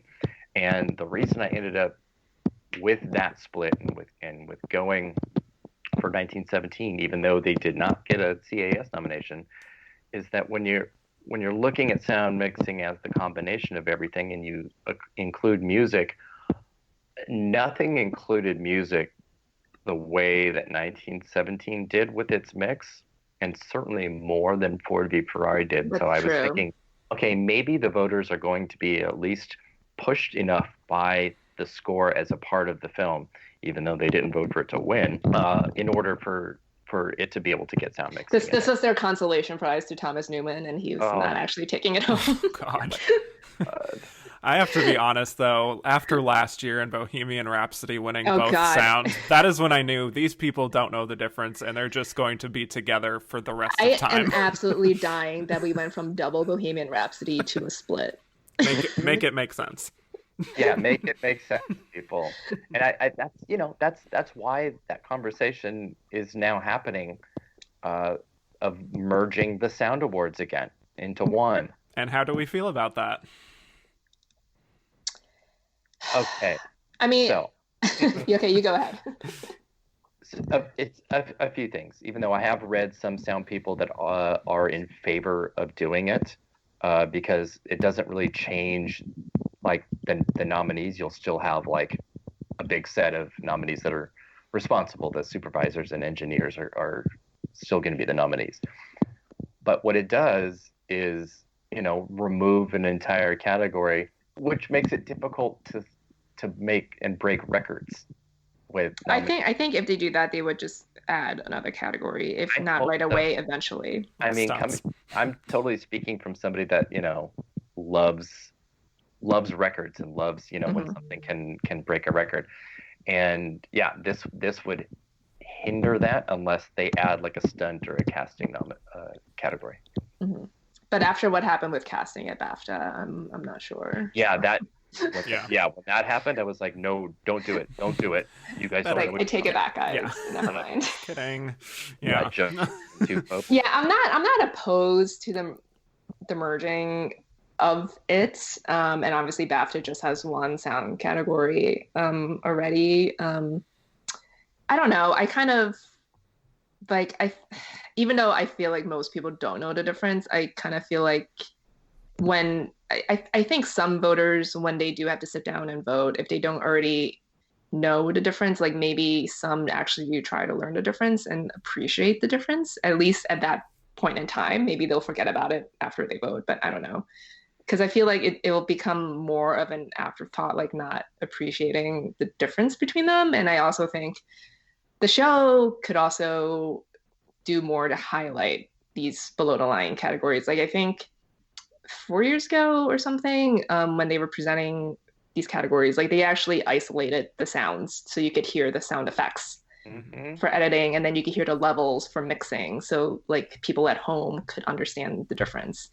And most of the time when they present these categories, it's just like, here's a clip of like bullets flying in the air, so like no one can tell the difference between like a Star Wars film and like an Avengers film. Yeah. Yeah, and I mean, just throwing this out there, just because I interviewed the sound mixers of Once Upon a Time in Hollywood, plug. I mean, I think it's worth noting that what they did with the different levels of that film is just, it's never going to win when you have something that is boom, boom, boom, like 1917, or vroom, vroom, like Ford v Ferrari. Oh my god! So boom, those boom, are the only two vroom, options vroom. you can have with the they really are. We should talk about it. But I mean, which do you have? Oh my god! They should have had Annie Ross from Schitt's Creek come out. Oh my introduce god! The Sound Awards and sing her song and just be vroom vroom bitches. Anyway, it'll be just the 15th performance on the show that we needed. Oh so. right. God. I don't know. I mean, the fact that there was a split to begin with shows that there's enough people who know the difference that I'm sort of fine with it existing how it is. Yeah. Just I would have said different last year. Split. Yeah. Oh yeah, I love splits. Yeah. I just don't have faith that people know the difference, and then I end up just predicting one movie for both a lot of the times. I think it's always smarter to do that, but when it splits, it's like, yeah, that's nice. Yeah. So Roger Deakins wins his second Oscar with not as much fanfare as the first time. I mean, he goes so long without a win, and everyone's like, when is Roger Deakins going to win an Oscar? And then he wins 2 in 3 years, and people are like, yep, Good. It's just kind of like Alexander Desplat. Like he took forever to win, and then he won two in quick succession. Yeah. It's not gonna take very long before that tide turns, and it's gonna be like, Roger Deakins again. Just like What is he, Emmanuel This Lubezki. guy. Yeah. But Totally good for gonna him. happen. Yeah. And then with visual effects, perhaps we should highlight we have James Corden and Rebel Wilson coming out in full. Visual Effects Society is not pleased. Yeah, so. they're pressed. Yes. Well, so are a majority of the visual effects artists on Cats who were fired in December. So Yeah. they were a little mad. Yeah. I mean, they did send a cut of the movie with Judi Dench's hand to theaters, so Yes, and it made the short list over things that actually Ad Astra, yeah. Pokemon even. Yeah. Yep. But anyway, So- I mean, I was just thinking in that moment of like, imagine you're winning your first Oscar and you're getting presented an Oscar by Bustopher Jones and Jenny Anydots. I mean, what is that? I appreciate them being willing to do that, make fun of it. And I did have a guffaw at their line, so yeah. But I understand why the visual effects artists are upset. Yeah. And this was a case for 1917 of supporting effects, quote unquote, winning, just like last year with First Man. I guess this is just sort of a trend now of, always go with the best picture or best picture friendly film, regardless of whether there are showier effects elsewhere in the category. Yeah, I guess we're going back to that. Yeah. Yeah, and like the last best picture winner to win here was Gravity too. Nominee. So nominee. Yeah, right. Yeah, because we've had like Jungle Book and like Ex Machina, which is the craziest. That's the upset. one right there. Truly a top 10 moment happening of this decade. Funnily enough, there is a great connection between 1917 and Ex Machina in that when Ex Machina won, it was the first film to win against a Best Picture nominee since Tora Tora Tora in 1970. And 1917 is the first war movie to win visual effects since Tora Tora Tora. Wow. Tora having a moment. So we are having it's a first full circle moment for Tora Tora Tora. Well, good. Justice for Tora Tora. Oh my god, it's like Beetlejuice. Is it going to appear behind me now? Wasn't there Beetlejuice music on the show? Like when one of them was being probably. brought I out. don't know. I remember the Pirates music at the end. I was like, yeah, that was that. What in the fuck was that? Choices. Oh. Makeup and hairstyling went to Bombshell because that's what we do now in makeup and hairstyling. We go to the prosthetic makeup of conservative icons. I mean, I do love that, Gary Oldman convinced Kazuhiro to come out of retirement to do Darkest Hour, and now he's a 2-time Oscar winner. Yeah. But not a good look to cut off the ladies who are about to speak. No. Good point. No. Yes, that was very awkward. Yes, justice for Anne Morgan and Vivian Baker. Yeah. Just like with Parasite at the end when they were going to cut off their speech. That was great, Which though. was an incredible moment. Yeah. It's like, go Tom Hanks. Mm-hmm. Up. That was great. So production design went to Once Upon a Time in Hollywood, which I will say in hindsight was slightly surprising, even though I was predicting it and many people were predicting it for a while. It just felt like all of the air for Once Upon a Time in Hollywood had just gone out. So but I'm it's glad the it was Lincoln able of this to- year. Yeah. Because still able it to had do a that. locked acting category in production. This is true. Yeah. Yep. It's absolutely the Lincoln. Yeah, Yes. this it's kind of, I mean, I really like the movie, so it's kind of disappointing, I guess, that it underwhelmed so much this season, but I also don't begrudge Parasite beating it in picture, director, or screenplay. Yeah. So and it had great production design. So and I think a lot of people were switching to 1917 because of the BAFTA win. But I'm like, it's the BAFTAs, and it's 1917. Yeah, It's British. Like, why are we acting surprised that it's swept the Yeah. BAFTAs? yeah, war movies don't win this category. Yeah. Destruction and Rubble will never win over, Neon and 1960s and all that Yeah. yummy stuff. I mean, I would have loved if Parasite had won, because contemporary films don't get enough love in Yeah. production design or costume design. Mm-hmm. That would have been nice because they designed the whole house. Yeah. The whole town. The yeah, whole town. Yeah. is And they that. ran such a great campaign for that too. It's like, we built this. Yeah. Yeah. I think they were a little bit late in really exploiting that it was more than just the house, because it took a while for those pieces to come out in comparison just to how much everybody loved the house. That the whole town was created in a tank so they could flood it, and that's the kind of stuff that actually wins, is that kind of design. But I don't think there was really ever any way for it to get itself ahead of the period pieces. Yeah. And it's a period piece about their town. Yeah. So, yes. Just people being like, I remember when that was there, Yeah. and all that stuff. So, and best costume design went to Little Women. It's an Oscar-winning film. Yes. Yay. So that was exciting. Technically, the Oscars basically said "great gowns, beautiful gowns" to Little Women, Yes. but that's okay. That's okay. It's still an Oscar-winning film, and we could It's celebrate fine. That's going to be ahead of its title forever, so it's fine. Yeah. Yeah. It really should be. Yeah. That meant every Best Picture nominee except for The Irishman won at least one. Yeah, it's Yeah. the first since Beasts of a Southern Wild to be the only BP nominee not to win something. Stats. They've done quite a job of spreading the wealth, which is kind of why we're not seeing any Sweeps. Yeah. any big sweeps anymore. Yeah. Which I'm fine It with. is also interesting that it's like I feel like they kind of there's been like so many cases of a movie maybe like sweeping below the line, like Mad Max or something, and then not above the line, and or like I guess they just kind of know not to just go down the ballot for like the best picture contender, like that's why we haven't had full sweeps.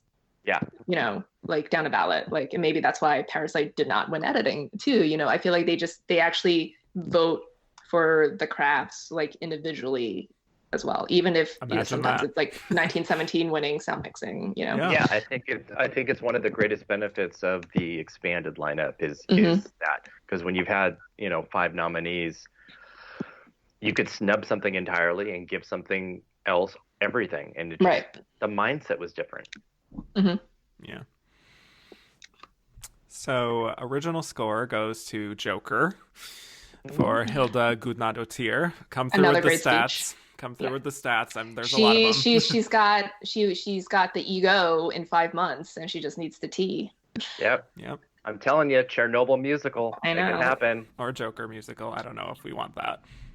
I mean, if they get that Chernobyl musical off the ground by next year, she would have done it in a year, and then she'll be the fastest to EGOT, and then I mean, I feel like she'll get the T eventually, so she will be the first one to win it in the order of the acronym. Oh wow! Yeah, that would be pretty cool. Yeah, that's.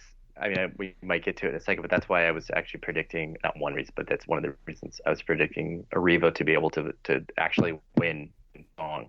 Right. And do everything all in such a short period of time. But anyway, yes, let's stick with score and Hilder and her really awesome win, because I love it, and she has great stats and history here, so it's awesome. And those are 2 awesome scores last year, like Chernobyl and Joker, and this is another case of passion. Like, people just love that score. Like, she got a standing ovation. For that score. Yeah. Well, they didn't stand for Brad or Laura. They stood for Eminem and Hilder. I know. That was weird. Well, it's, a female composer already, getting recognition is an anomaly. She's only the 4th ever. She's the first in 22 years. What's that? Since the merger, since they combined. Yeah. and the first as a solo since that short period of time where they had comedy and drama separated. So it's a big deal. It is. And it's the one element of Joker that I can't really argue with it winning. So there's that. This was presented by Gal Gadot, Brie Larson, and Sigourney Weaver, which I liked having them together. What do we think of just like what they were saying? Because there's been some controversy with that already. I mean, I like said this before earlier. I just like I literally texted to like my friend, like I just feel like the white guilt energy was off the charts. Not just white guilt, but just like like male guilt too. And Yep. it was just it just felt so performative what they were doing. It's like, look, we have like female friends and people of color friends, and like All we women didn't are actually superheroes. we didn't actually nominate you guys Of or course not. anything, Yeah. but we But like they're here. you still, and Yeah. they still support us. So yeah, No, it was awkward. It was extremely awkward. it's like I know what they're trying to do, and I like all of them. I love Ripley. Yeah. They don't Yeah. they don't all really exist in the same kind of realm of what they No. were trying to do. And it was most definitely shoehorned It was forced. Yeah. in a way that's really lame, because especially somebody like Brie Larson has been able to speak on female empowerment and equality in a way that's much more organic than what she had to do. But I will say I loved the entire montage of the scores played by the orchestra. I thought that was really well done. Highlighted each of those scores really well. Yeah, that was great. I enjoyed that. Let's talk about song here, and we can also talk about some of these performances while we're here. That were not introduced. 3 of them were not even introduced, so yeah. I just don't get it. No real rhyme or reason to why, but yeah. The winner, of course, is I'm Gonna Love Me Again from Rocket Man, which I will say for myself, I got a little too cute about this race and thought that maybe there was an upset in the works, possibly just because of the underperformance of Rocket Man and because the Harriet song Stand Up has more of a meaning to it and is a ballad, which largely is what has won this category this decade, and she would have become an EGOT winner, so there's a narrative there, but regardless, it's Elton John, so who cares? It was weird because it was the only nomination, and it was up against 2 other songs that had nominations elsewhere, which historically is the advantage. And it was, even though literally everybody was picking Rocket Man, and I knew that I was going against the grain. I looked at that little bit of historical statistics to bolster my reason for changing, as well as something I had talked about the week before, and that was because you had so few people of color nominated, the opportunities to have them as winners and on the stage were few and far between, and this was a big one to do that. So I guess I'm not surprised that Rocket Man won, but I am. And it's just such a totally perfunctory song. I feel like they all were like, this is not a strong no. year, and They all could have been written by Diane Warren. They're that basic. oh yeah, No. totally. Poor Diane. Come on. I didn't say that. She is so nice. She is so nice. I know she should have won by now, but She- yeah, I think Rocket Man was just a default winner, just because we don't have like a Shallow or a Let It Go. Into the Unknown is not Let It Go at all. they tried to make it that with that performance. Oh, definitely. But yeah, I think, and I think Elton did a good job at the Globes pointing out that like he and Bernie had never won anything before until then, Yeah. which he like also referenced again in their Oscar speech. So I think that kind of helped because people were shocked. It's like you've never won a Grammy before together either, So Yeah, and then, like the Wild Rose song was nominated, which I wanted to win. Mm-hmm. Mary Steenburgen, Ugh, I'm sorry. I know. Um, yeah, and I felt like no one cared about any of these songs. Yeah. Well, that's the thing is that Sorry. Elton Sorry to these John and songs. Elton John and Bernie Taupin created a narrative for this category, and they were just Yeah. like, "All right, good I enough." didn't even know it was like a narrative. It was just like a blip. Yeah, And, like, right. Yes. Yeah. Anything, yeah. So that's all I needed, but that's fine. It's definitely not near the top of best original song winners this decade, but sure. Yeah, and all the performances were fine. And I mean, Cynthia was great. And I feel like this is what I've always said about after um, Gaga and Diane lost for Till It Happens to You. Like, if they had the chance to vote after all the performances, the winner would be different. Totally. Yeah. I will say this though, and I will say this to Glenn Close, and I will say this to Cynthia Erivo: do not wear a gold dress unless you are going to win, Okay. Unless you're Meryl Streep. or you're Meryl Streep, which is both. This is true. Yeah, that's fair. That's fair. We're not going to get into that though. Yeah, I loved the stand-up moment. That was fantastic. Her vocal range is off the charts. I can't even handle it. So yeah, she got a standing ovation. I don't think that any of the other performances did, from what I remember. So that was nice. I loved her following the camera as it circled her right at the end. Yeah. That was pretty legendary. Yeah. Mhm. It was full diva moment happening there. It really Yeah. was. Yeah. Which, no, I mean, Yeah, I feel like she'll be every back and she'll get moment's it a diva moment.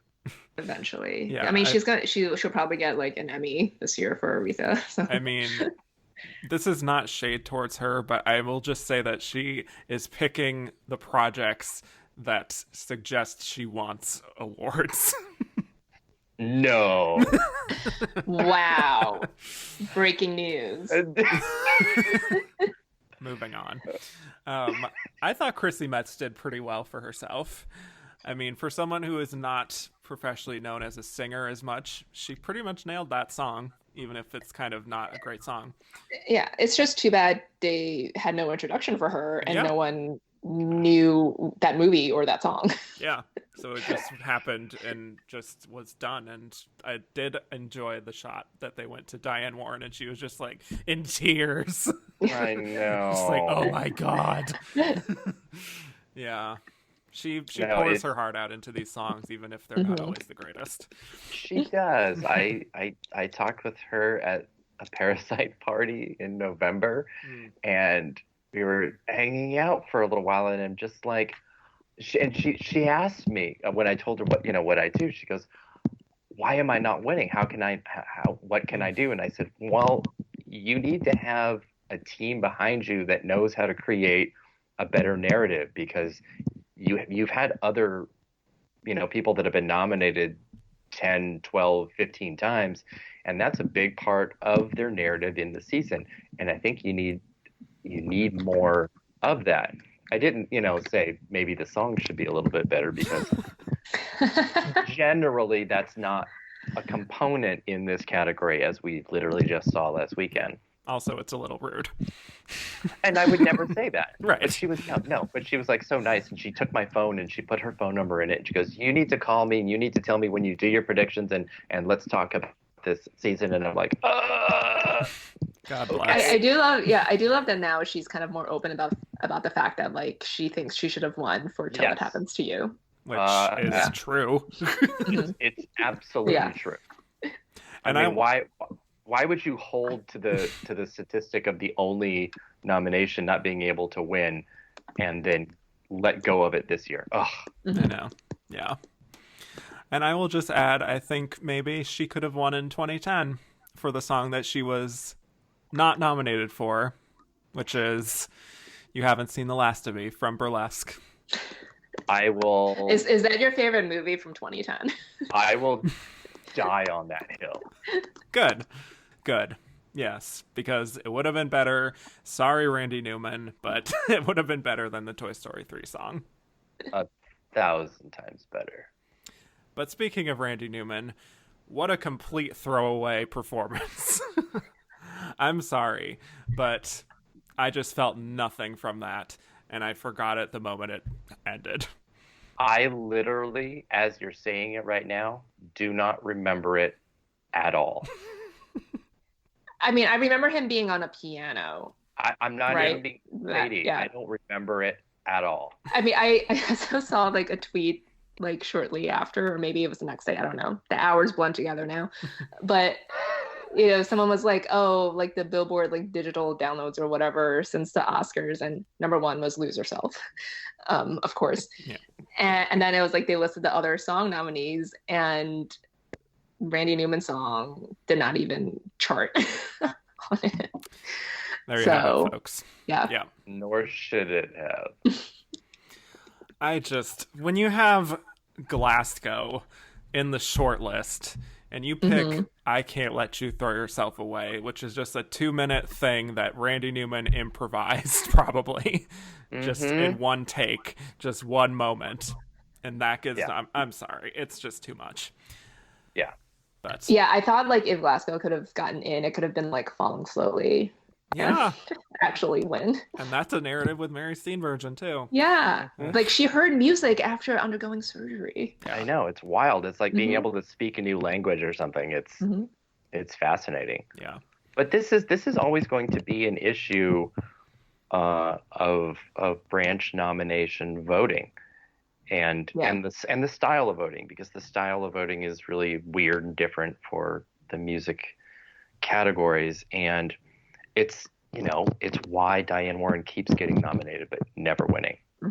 I predicted her to get the nomination, even though Yeah, I me know too. no one had ever heard of the song or the movie. You just do it. You just, that's just what you do. Yeah. And I think, and I'm certainly not advocating this, but if branches then also voted on the winners, I think we would see extremely, extremely different situations. I think Diane Warren would have absolutely won by now. And Thomas Newman. Oh yeah. And Thomas Newman, yeah.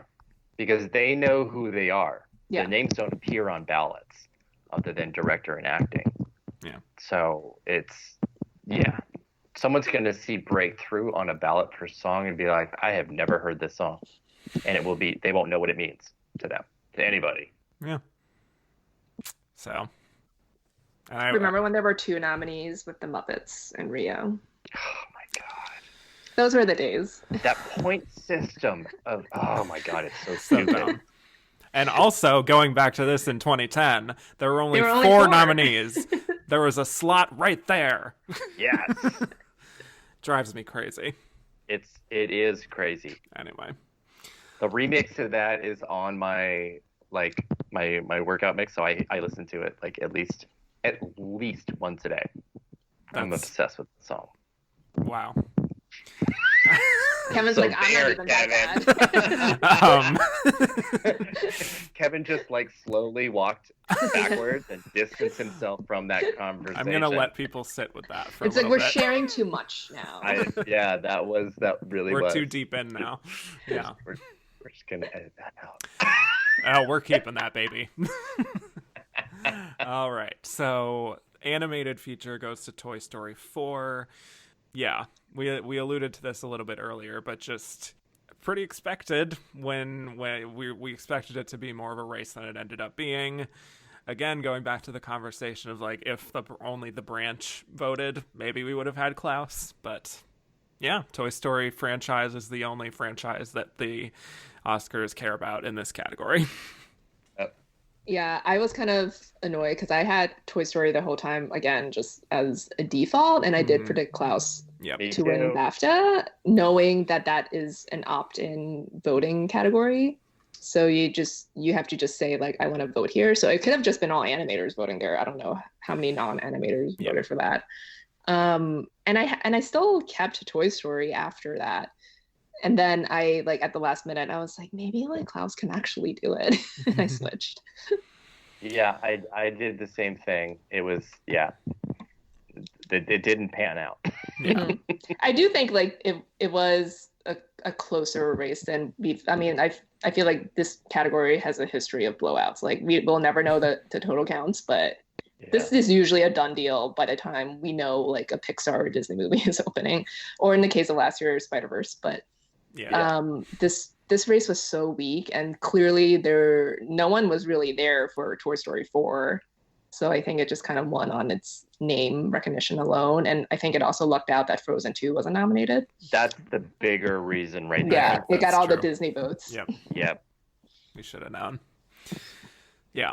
So documentary feature goes to American Factory. Congrats, Netflix. Congrats, Obama. And the Obamas. And the Buckeyes. Yes. My friend from Ohio was very excited with all the Ohio shout outs. Yes. So were we all predicting this, or? Yes. I was, yeah. Me too. Yeah. I did think there was a possibility for Sama because that was such an emotional documentary. Just watching it, it's just beautiful. But yeah, I mean, this was the documentary that had a connection to America. Sometimes these things help. And on somewhat Netflix. in English. Yeah. Yeah. Yeah. Yeah, I've seen a lot of people cite the Obama factor because, they executive produced it, but I don't know how much of a factor this wasn't like an Al Gore situation with An Inconvenient Truth where he was everywhere, Yeah. Right. No, so I don't even know how many people know that they produced it. No, I think this just spoke to political climate, Right. more than anything else. Yeah. And it's weirdly enough, it's the first English language nominee to defeat a lineup of all non-English language nominees ever in this category, which is totally weird. Yeah. Well, let's talk about the shorts. That's the last thing we have. Did we all get them right? We did. I got them all right. We all did. Good. Okay. Yeah. Which is weird because usually there's at least one that just screws up your Oscar pool. I did one 11th hour switch in this, and that was a correct one, and that was going from Brotherhood to The Neighbor's Window. Good call. And unlike documentary, Neighbor's Window was the only English language one, and that's kind of been what's happened in the last couple of years, where if there is like a single English language nominee in the shorts, that it tends to win. Yeah, before I even watched it, I picked that just because it's from Marshall Curry.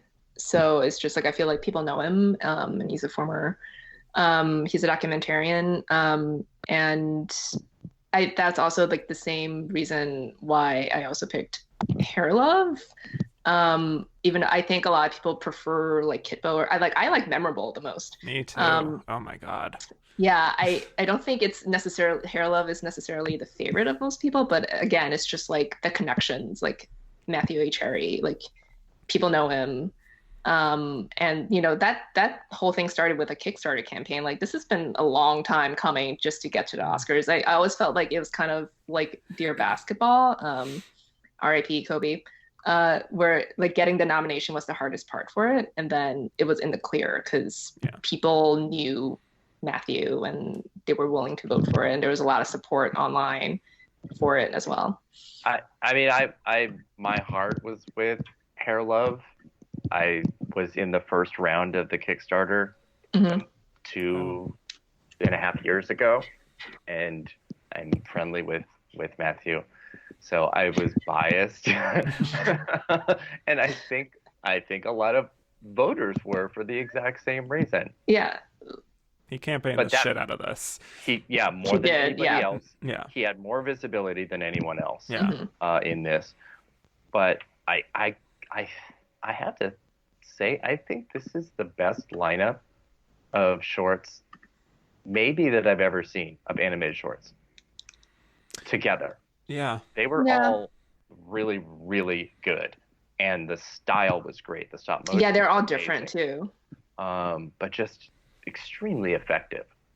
Yeah.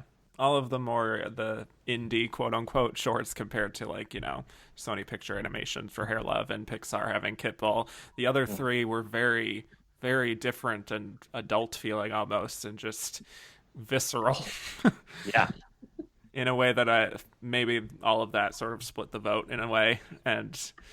But still, I think Hair Love is a very effective short and really beautiful and brought tears to my eyes, and I'm glad to see that happen. Yeah. Because if it didn't, that would not be great. I just, Mhm. I don't know. I just feel like there would be an uproar from that. Yeah. But yeah, learning to skateboard in a war zone if you're a girl continues to prove my point that the best titles always win Oh, totally. in this category. Yes. So I said the same thing. yeah, Like, Mhm. if you haven't seen anything and you're just going to go ahead and vote, you are voting for that title. exactly. Yeah, it's just like the highway one, whatever it was. It was so long. Heaven is a traffic jam on the Yes. 405. Yes. Right. I was You're like, like, I was I know like, the I'll vote for that, even 405. though I've never seen it. Like, ooh, that sounds interesting. Yeah. And this just says straight up what the film is about right there. Yeah, Yeah. that also is a great thing. Yeah. Mhm. And also And it's about it's inspirational. empowerment. Yeah. Yeah, just like last year with period, end of sentence.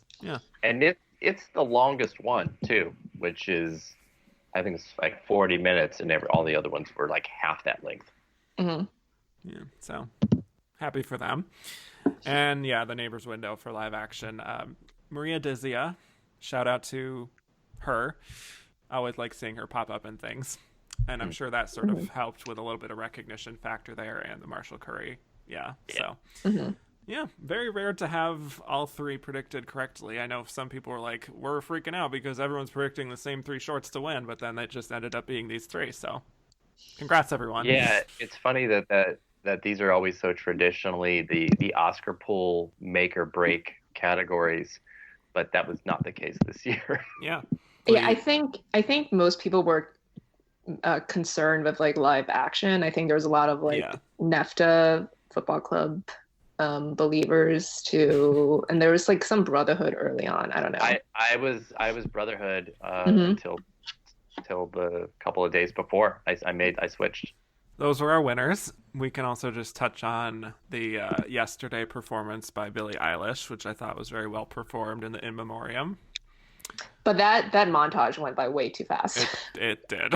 I will agree. And they had two people in one slide. I was like, no one can like read and appreciate who these people are And fast also, enough. we are hearing the audience applaud for some people and some hate it. not. Yeah, they should really turn the sound down, period, for Yeah. that, Mhm.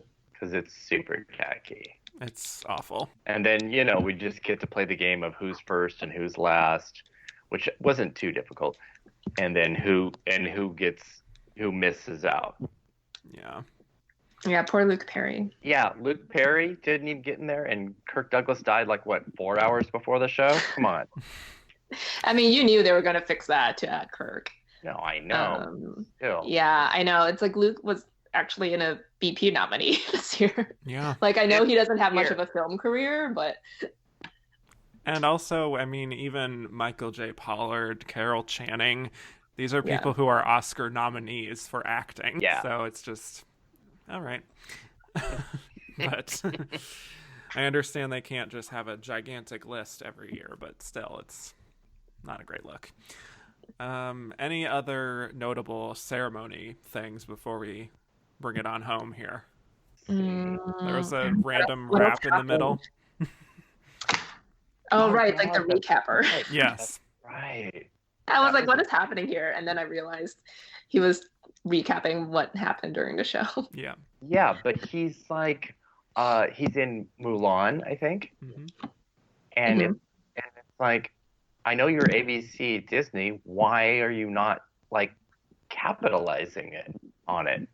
I mean, it just lent to everything that was so weird about the show, is the total lack of awareness of how to introduce and just, I don't know, do anything. It was such a Yeah, it weird was just show. not well produced. No.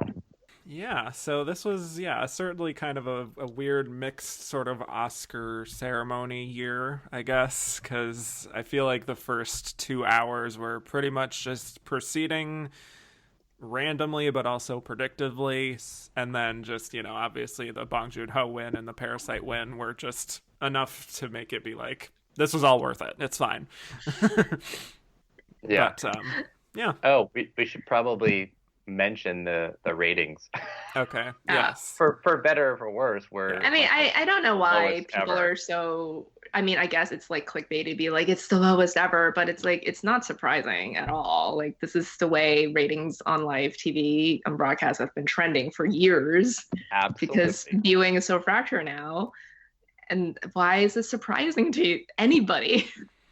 Well, there are certain events that can still maintain, and like the Super Bowl and Yeah, but and, things drop every and year, and like I things know it like went that. up last year, but it's like every year is a different beast. Like you can't compare them exactly, and like you need context for everything. Like last year there was anticipation for things Yeah. like Well, Gaga and Bradley. I think last year what was special about that was not only the A Star Is Born phenomenon and everything that was just the power of Gaga.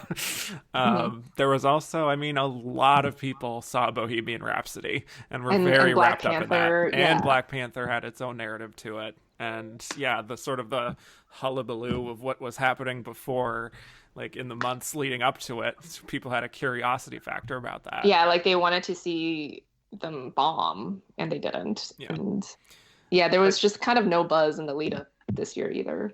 Well, except it's the thing that strikes me as kind of strange is that in the face of dwindling ratings, that was the reason for the idea of the popular film Oscar category.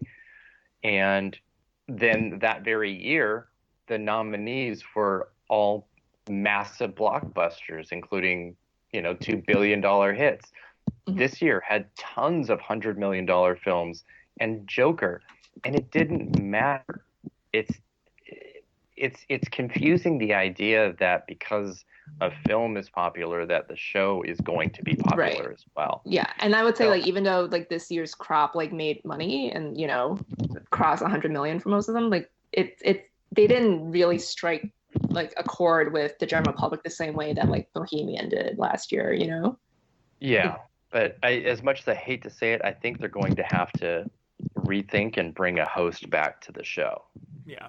A stabilizing Yeah, force. I think they'll have a host next year. I'm sure they will. Yeah. And it needs to be somebody huge and like impenetrable from criticism, but also somebody that everybody knows and likes internationally. They'll probably go back to The Rock since they actually went Exactly. to him That was the last that was year. the first, it was the first choice anyway. And if he has the time, then it should absolutely be him. Yeah. Probably. I mean, the other thing is like they or like the networks or producers somewhat as well. Like I think they're just too concerned with getting these viewers back, and you're not gonna get them back. Like this is not like the 80s or 90s when we were pre-internet and there was no way of finding out the winners. Like we have Twitter now. You guys upload the speeches as soon as those winners walk off the stage. Yeah, They do you can find out these expect? winners Yeah. at dinner. Yeah. And it's not an event anymore, and like it's fine. Like this is the times we live in. Like you're not going to get the casual viewers back. Like you should cater to people like us. Like we're the ones who care about this. The core audience. Yeah, Yeah. like we're the core audience. Like don't worry about those people. Like they'll give you like the YouTube views, when like there's like a big moment. Yeah, It's- exactly. And because it's Disney, they're already, the behemoth in television and film. So the ratings for the fucking Oscars really shouldn't hurt them, and they have it for the rest of the decade anyway. Yeah, they're taking us through the 100th ceremony. Yeah. So Yeah. don't panic about the ratings being low because it's not your bread and butter. Hmm. And that's okay. Just put on a good fucking show. Yeah. It's okay. It's gonna be okay, Disney. You're gonna make rent next month. Yeah. You don't always have to be just at the top for everything. It's fine. You own everything anyway. Exactly. It's fine. You tried to make us cry with that Disney Plus commercial with Up. Like, That was actually one other thing that like very early in the show where we had like animated feature Toy Story 4 and then all the sort of that was animation the and then ABC Into segment. the Unknown happened and then the Disney Plus commercial. I'm like, geez, all right. and I- imagine if Toy Story 4 hadn't won. Yeah. But I want to just close out just circling back to just talking about the future here and what we think will become of the 9 Best Picture nominees. Whether we think they will last a time. We can certainly say Parasite will endure forever, probably. Joker, for all of its faults, will have a passionate audience that continues, I imagine.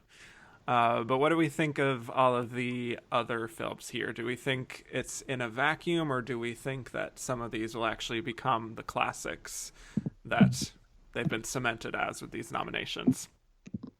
Well, I think instead of looking or trying to predict this, maybe look at 10 years ago and what those nominees were and how those have held up and why.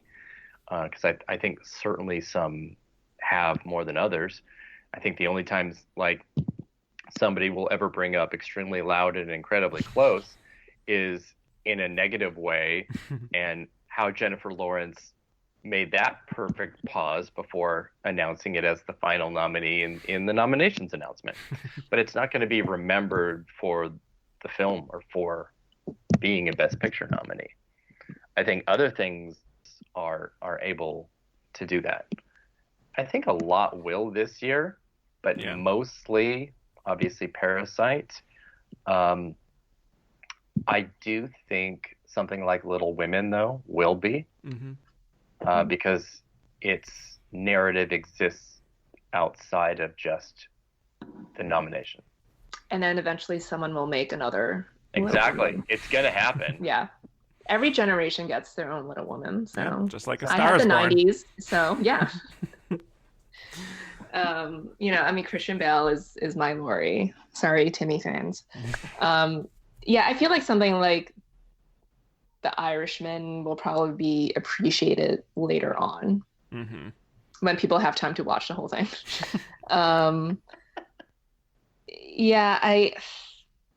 I feel like had 1917 won, that would not have been a win that would have aged well. I would And I agree. Yeah. really enjoy the film. It's probably in like my middle top 10. I don't really have any issues with it. I liked it a lot, but I don't. It's just not, especially with when you've looked at the Best Picture winners this decade too. Even as like regressive as Green Book is, like it still speaks to the moment somewhat, and I don't know what 1917 would have said, except maybe like nostalgia, like not for war, but like that type of movie winning Best Picture. It was very much a film of the moment. Like Erik was saying before, like the Oscars are about timing, and we all thought this shortened season would fuck over a bunch of people in films, and it actually almost worked out perfectly for 1917. It opened dead last. It won all these precursors, and it seemed like it was on a roll. And it came up short in the end. And I was saying, like, had the Oscars been at the normal weekend, in late February, like I would have been even more confident in a Parasite win, because I felt like it needed more of that breathing room. It turns out it didn't, since it managed to win Best Picture or Best Director too. But I felt like 1917 was peaking at the right time with this shortened season. And it was so much a film of the moment. And I feel like a lot of times the Academy just votes in the moment. Yeah. And I think too, strangely enough, The Irishman, Once Upon a Time in 1917 will be remembered for their failures more than for their success. That I think is almost inevitable. Yeah. But I think also with Once Upon a Time in Hollywood, especially, I think that and The Irishman will probably have a legacy of feeling like these were the films at these filmmakers' point in their careers where it's almost a bit of a turning point of just them being more mature and just being at like the apex of their career. I don't know. I just feel like there's something it's in Quentin's those films. penultimate film. Yeah.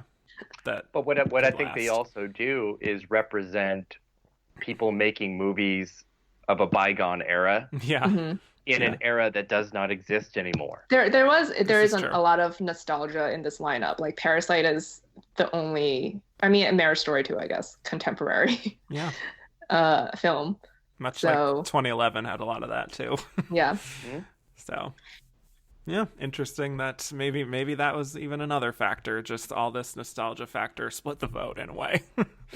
We're looking at this one film that's looking towards the future. So Yeah. that's kind of I beautiful. mean, I do like as like Ford versus Ferrari, even though like I think a lot of us were like, that's dead last, that's going to be ninth. Maybe it wasn't, it went 2 for 4, and I like that movie too. It's a dad movie. I like a good dad movie. There And were it's a lot of dad a movies. lot of dad movies, but this was like peak dad movie. Oh my god! And I like a good mid-budget adult drama. Yeah. Like they literally don't make them like they used to anymore. Like since the recession, like we don't get these mid-budget movies anymore. Yeah. And again, like this is like the last film for 20th Century Fox as we knew it. So I like that type of movie did make it in, even though it was like primarily, male dominated. So I loved it. So And Yeah. I'm excited to see it again and again on FX. On a Sunday afternoon, flipping through the channels. Oh, Ford v Ferrari's on. I enjoyed that. I remember that. Yeah. Vroom vroom. Vroom, vroom, vroom boom, vroom boom. all the way. Any last thoughts on this Oscar year or this Oscar ceremony? I mean, we've talked for a very long time now, so No one's gonna listen to this. I know. You say whatever you want. You could say anything. They'll listen to the first 2 hours and then like tune out at the rest. Yes. This is the Irishman of podcasts. I would just tell any studio, if you want to win Best Picture, rhyme your movie with Parasite, Spotlight, Moonlight. Conspiracy. Yeah, I don't know. I enjoyed how this ended much more than I did last year. And I'm hopeful, I guess. I don't know. I feel like we're just going to have maybe not as strong as the Whiplash that we have these past 2 ceremonies, but I feel like we might still be like straddling that type of tone and like picture winning or films performing well or not, just as the Academy and the membership are still finding themselves, or like the newer version of themselves as they're bettering themselves. Yeah.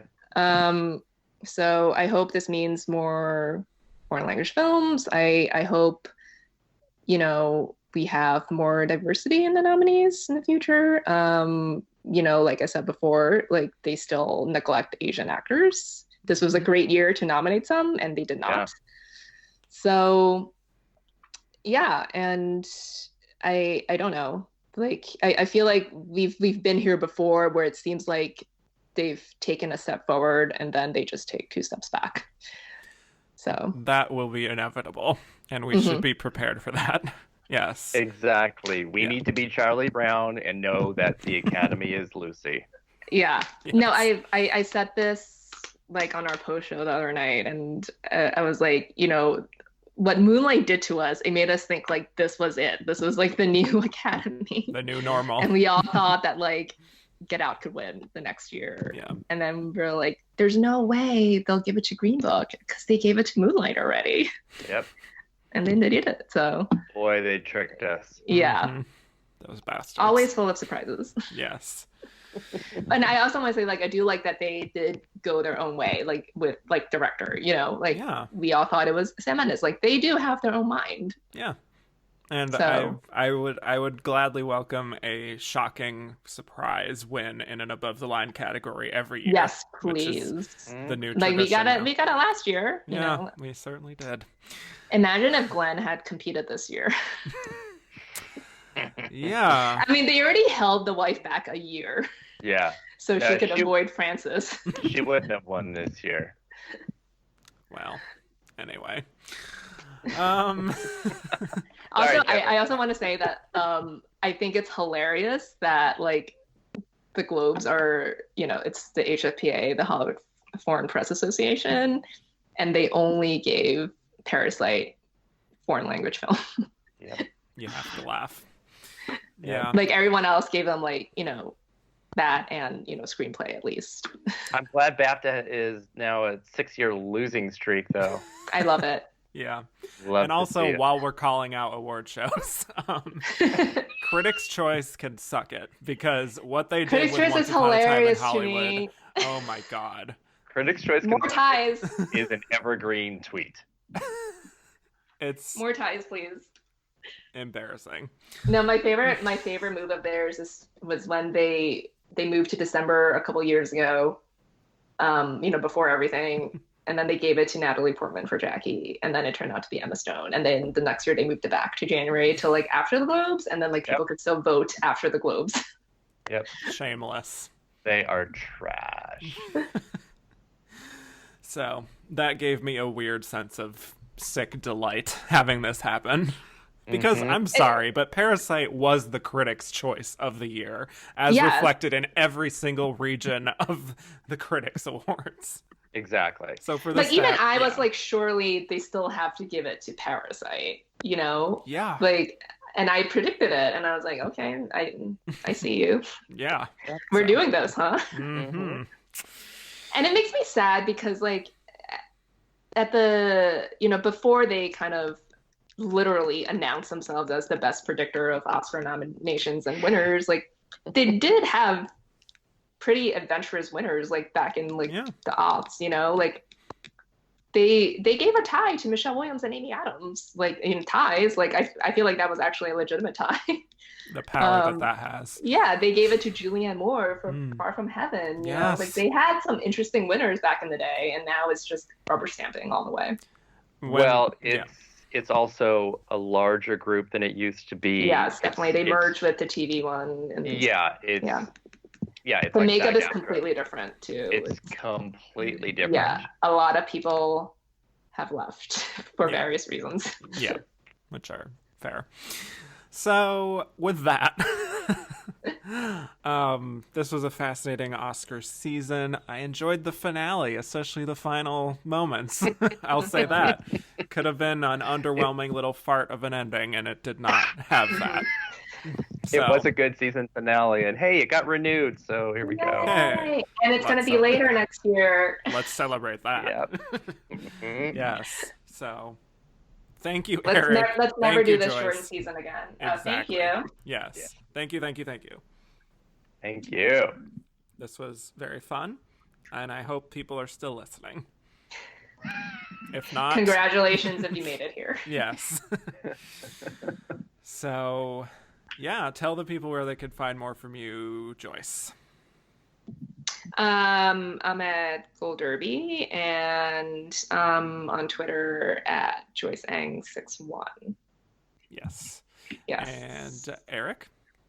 I am at AwardsWatch.com and just getting underway with 2021 Oscar predictions. So that's where I'm at. and I already had somebody on Twitter be like, why are we doing this? What's wrong with you? Like, it's my job. But anyway, and yeah, Twitter at awards_watch until I can finally get AwardsWatch away from the person that has never tweeted since they got that account. Who is that evil person? I don't know, but they said that they're changing the rules where you can take like a dead account if it's basically your name. So I'm gonna work on that. Well, that is your name on your birth certificate, right? AwardsWatch. It oh my God, it should be. I'm doing that today.